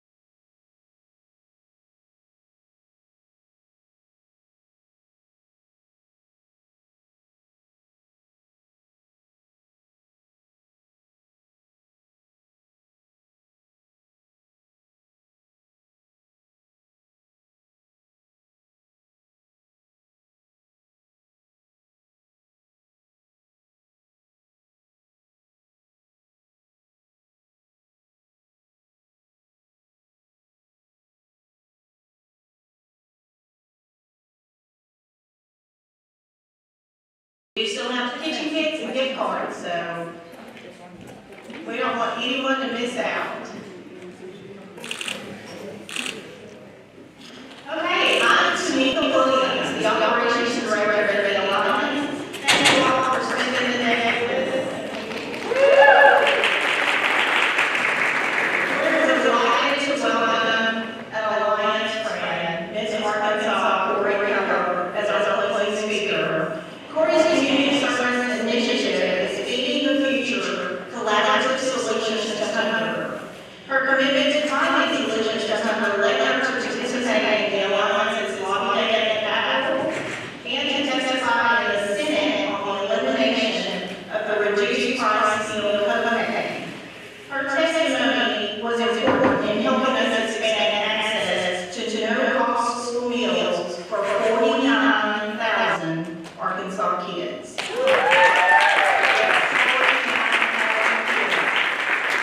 She even served on our Serving Up Solutions Planning Committee while she was preparing for the Miss Arkansas pageant. Corey grew up in Stuttgart and graduated cum laude in exercise science from Arkansas State University before pursuing a graduate degree from there in radio, TV, sports production. Corey is also an advocate with the American Heart Association, as well as a former Diamond State Princess and team contestant, a Red Wolves dancer, and former ESPN sports broadcaster. Please join me in welcoming our friend, the reigning Miss Arkansas, Corey Cover.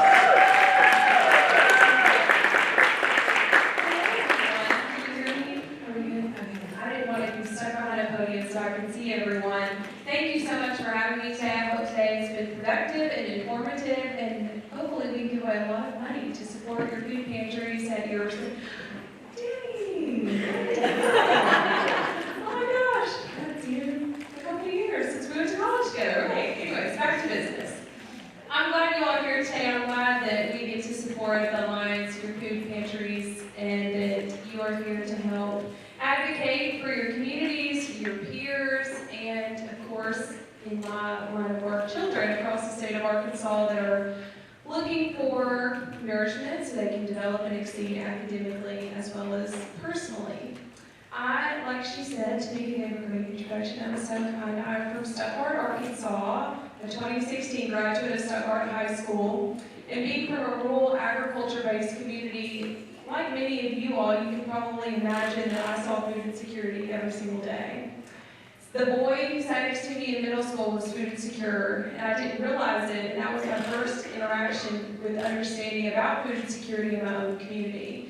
Growing up as a child, I thought, oh, food insecurity, or you see the hungry children on those TV commercials in third world countries. Well, that's not the reality, unfortunately. The reality is it's our neighbors, it's our friends, it's our people in our communities that we see every day and interact with, and that's what inspired Feeding the Future, Collaborative Solutions to Hunger, because I wanted to feed the next generation of Arkansas. I wanted to feed my classmates. I wanted to, and hopefully, help my classmates, those in my communities, and those around Arkansas break the cycle so that they can help pave the way for others and they can live a healthy lifestyle as well. My advocacy work didn't really start at the state and even the federal level until about a year ago. I moved down to Little Rock from Arkansas State. I originally started fighting food insecurity in my hometown at my local food pantry. And then as I continued my work and went on to college, I volunteered some of the A-State food pantry, volunteer A-State, volunteer A-State, and realized about the problem of food insecurities within colleges and how our classmates in college are suffering as well at times because, as we know, sometimes college can be a little expensive. And saw that firsthand, and then I moved down to Little Rock to start my professional career, and that's where I met Kathy and the team at the Arkansas Hunger Relief Alliance and got to create a partnership with them because I believe that it's easier to help a problem whenever you can collaborate with one another. So that's where the Collaborative Solutions to Hunger came together, because partnering with each other, partnering with nonprofits, and partnering with various organizations, businesses, colleges, you can make a huge impact if you can just inspire someone to take charge against food insecurity. So I'm so thankful to be here today speaking about advocacy. So that's really where I've spent most of my time this past year.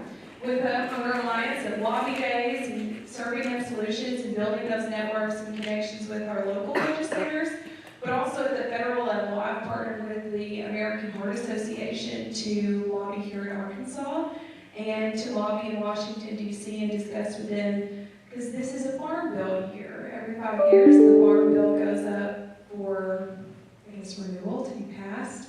And this year, that is hopefully going to happen. So I traveled to Washington, D.C. with the American Heart Association to talk to our legislators about SNAP incentives, as around 85% of the farm bill is food assistance programs, which many people don't understand. But being from Arkansas, growing up in Stuttgart, the rice capital of the world, I've always heard about the farm bill, but I've been very pleased to learn more about it this past year.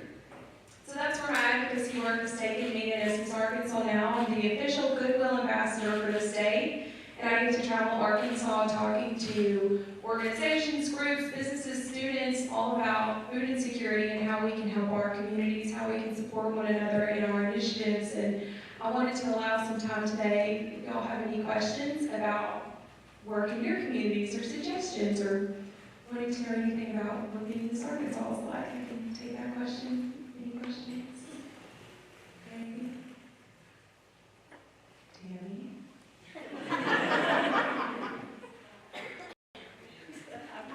Okay, yes.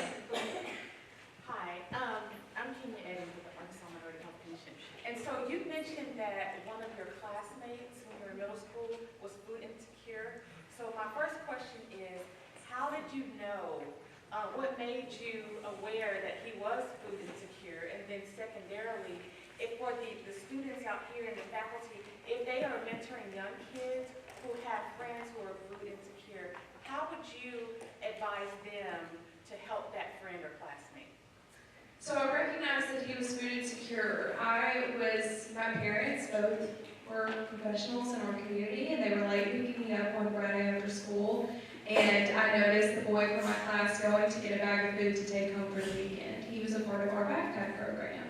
And I was really surprised to find out that he was food insecure, because every single day in class we went to lunch together, we hung out, we sat next to each other every day, and I had no idea that he was struggling at home or didn't know where his next meal was going to come from. And he was like the 75% of children in my school district that were also on free or reduced price school meals at the time. So there was a much greater portion of my community and of my classes that were food insecure, and as I worked in my communities, I saw more and more people that I knew and recognized from around town, because Stuttgart is less than 10,000 people, so everyone knows everybody.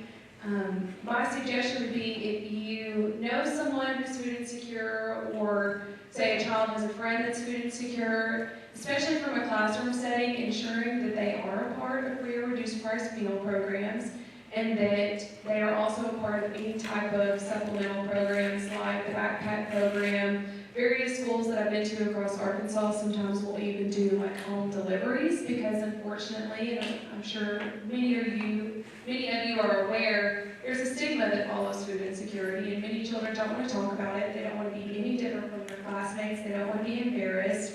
And I've been in school districts where children will literally take the food and throw it away in a trash can right outside the front door of the school because they don't want to go home with it, or they don't want to go get on the bus to get home because they're embarrassed. So schools will go and deliver that to their home. So I would just make sure that they're signed up for those programs, that they have the resources and are utilizing the resources that are available to them in their classrooms, because also most teachers can recognize hunger in their classrooms, because there's many side effects to being hungry. I'm sure if you've ever been hungry yourself and you're a little hangry, well, could you imagine if you hadn't eaten all weekend and you're in school? You're probably going to be a little lethargic, you're not going to be in the best mood, you're not going to be very attentive, and you might struggle academically. So hopefully teachers are recognizing that as well in their classrooms. They have a tall task, teachers do. Miss Kathy?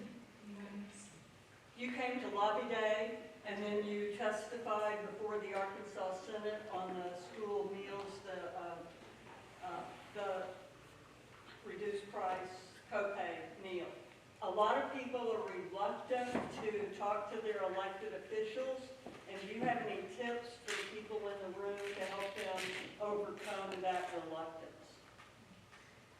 I, as Miss Arkansas and as a sports reporter prior to being Miss Arkansas, I used to never really get nervous meeting people. But I was extremely nervous on lobby day. I don't know what it was about talking to my legislators, but it made me really nervous. But I think just remembering that these are people too. They're elected to serve their communities. They're elected to serve you and hear your passions and hear why they should care about it. And I would encourage you to just take that initiative or send them an email, even if you don't want to view it in person or see them in person or have the opportunity to. Send them an email, give a call to their office. Can you talk to the chief of staff? Because you never know when that one story or that one opinion or that one thought might trigger something and then will remind them of an issue that they really care about or remind them why they should support a particular issue. I think we would be surprised to see how normal legislators are. Yes, they're in a position of power, but they were just like you and me at one point. They work for you. Yes, they do. They work for us. Our taxpayer dollars, so use them if you can. And advocate for them. And talk to those in power around you, your school board members, your superintendents, your principals, your teachers. See how you can help or see what kind of initiatives they're doing in their communities, in their areas, because sometimes you can, like I said, trigger a thought or trigger an idea, or you can even come in and help implement something in your communities. Y'all are doing great things on your campuses, in your respected colleges and universities, and you can take those programs even farther too, or see how you can reach a greater need within your own campus as well.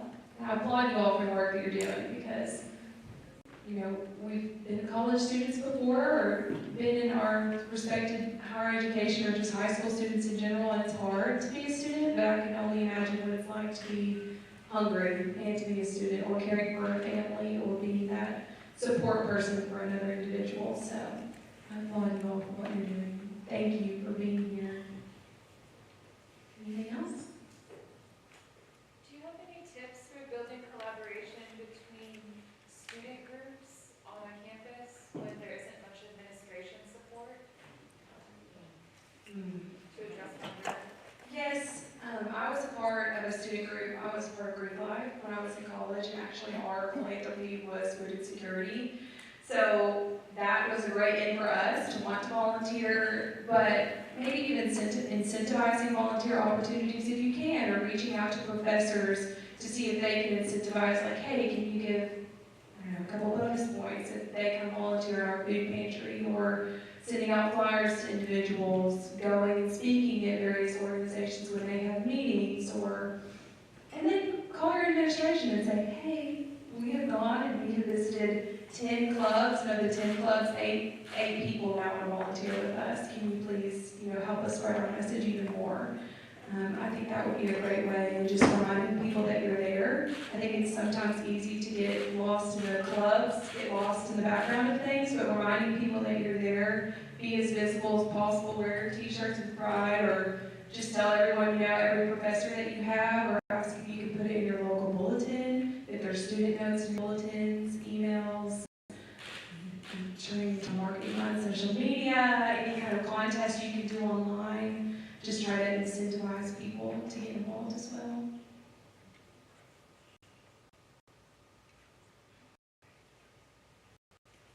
Anybody? Okay. Well, thank y'all so much.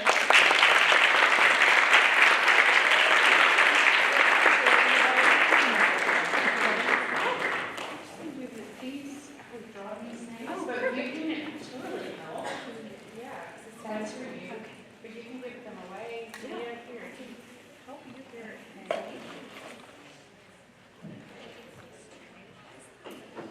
Let's give another round of applause for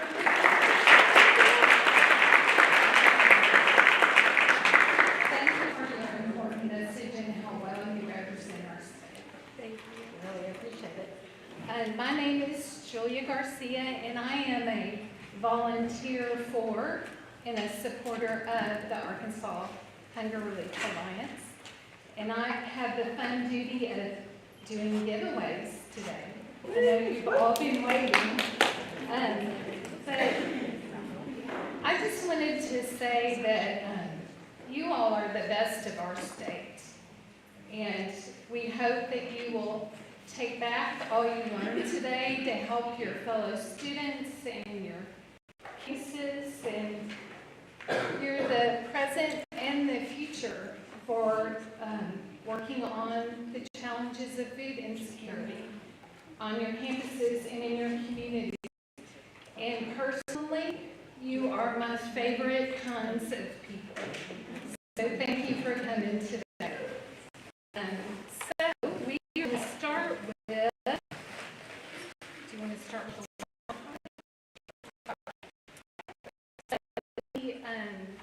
we drew for 2 mini grants of $500 each for schools that did not apply for the other $1,000 grant.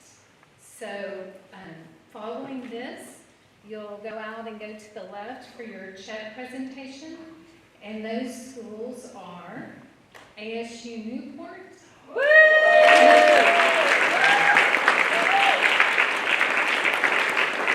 and Harding University.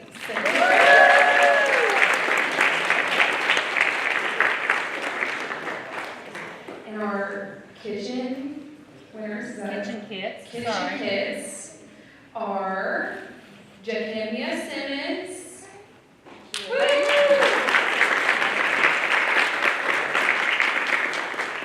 and Shanna and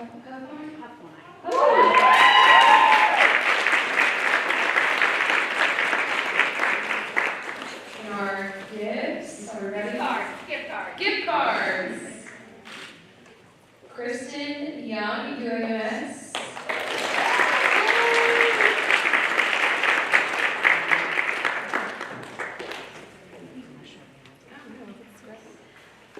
Megan Ruth Wilkins, UNLR.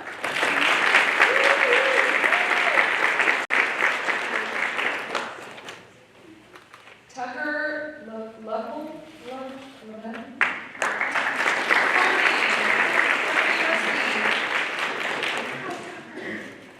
And Isabella Bernard, SAU.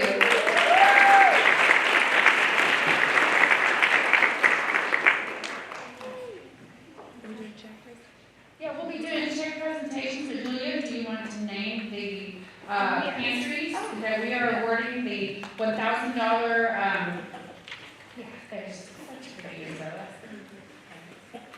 So did you want to announce those, or would you? Sure. Or you can pick the list. Sure.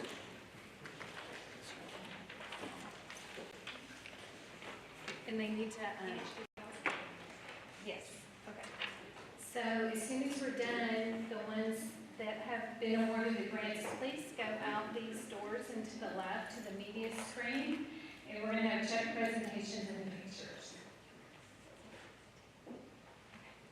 First up, Arkansas State University.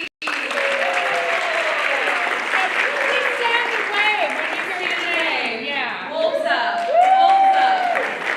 Great work. Arkansas State University Mountain Home. ASU Three Rivers. Arkansas Tech.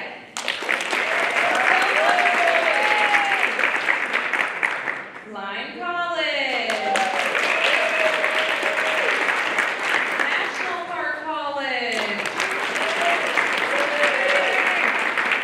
Philander Smith University.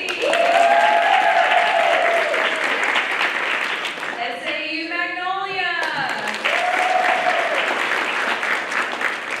SAU Tech Campus.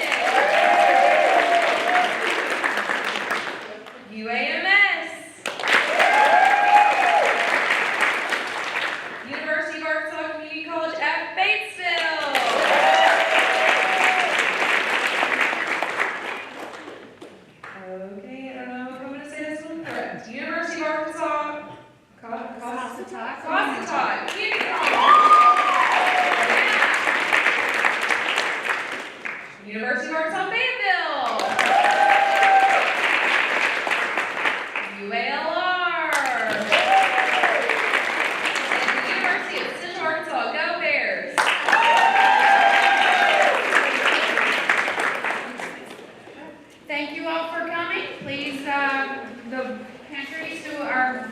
awarding grants, please meet back at the media screen. You're adjourned. Thank you for joining us today.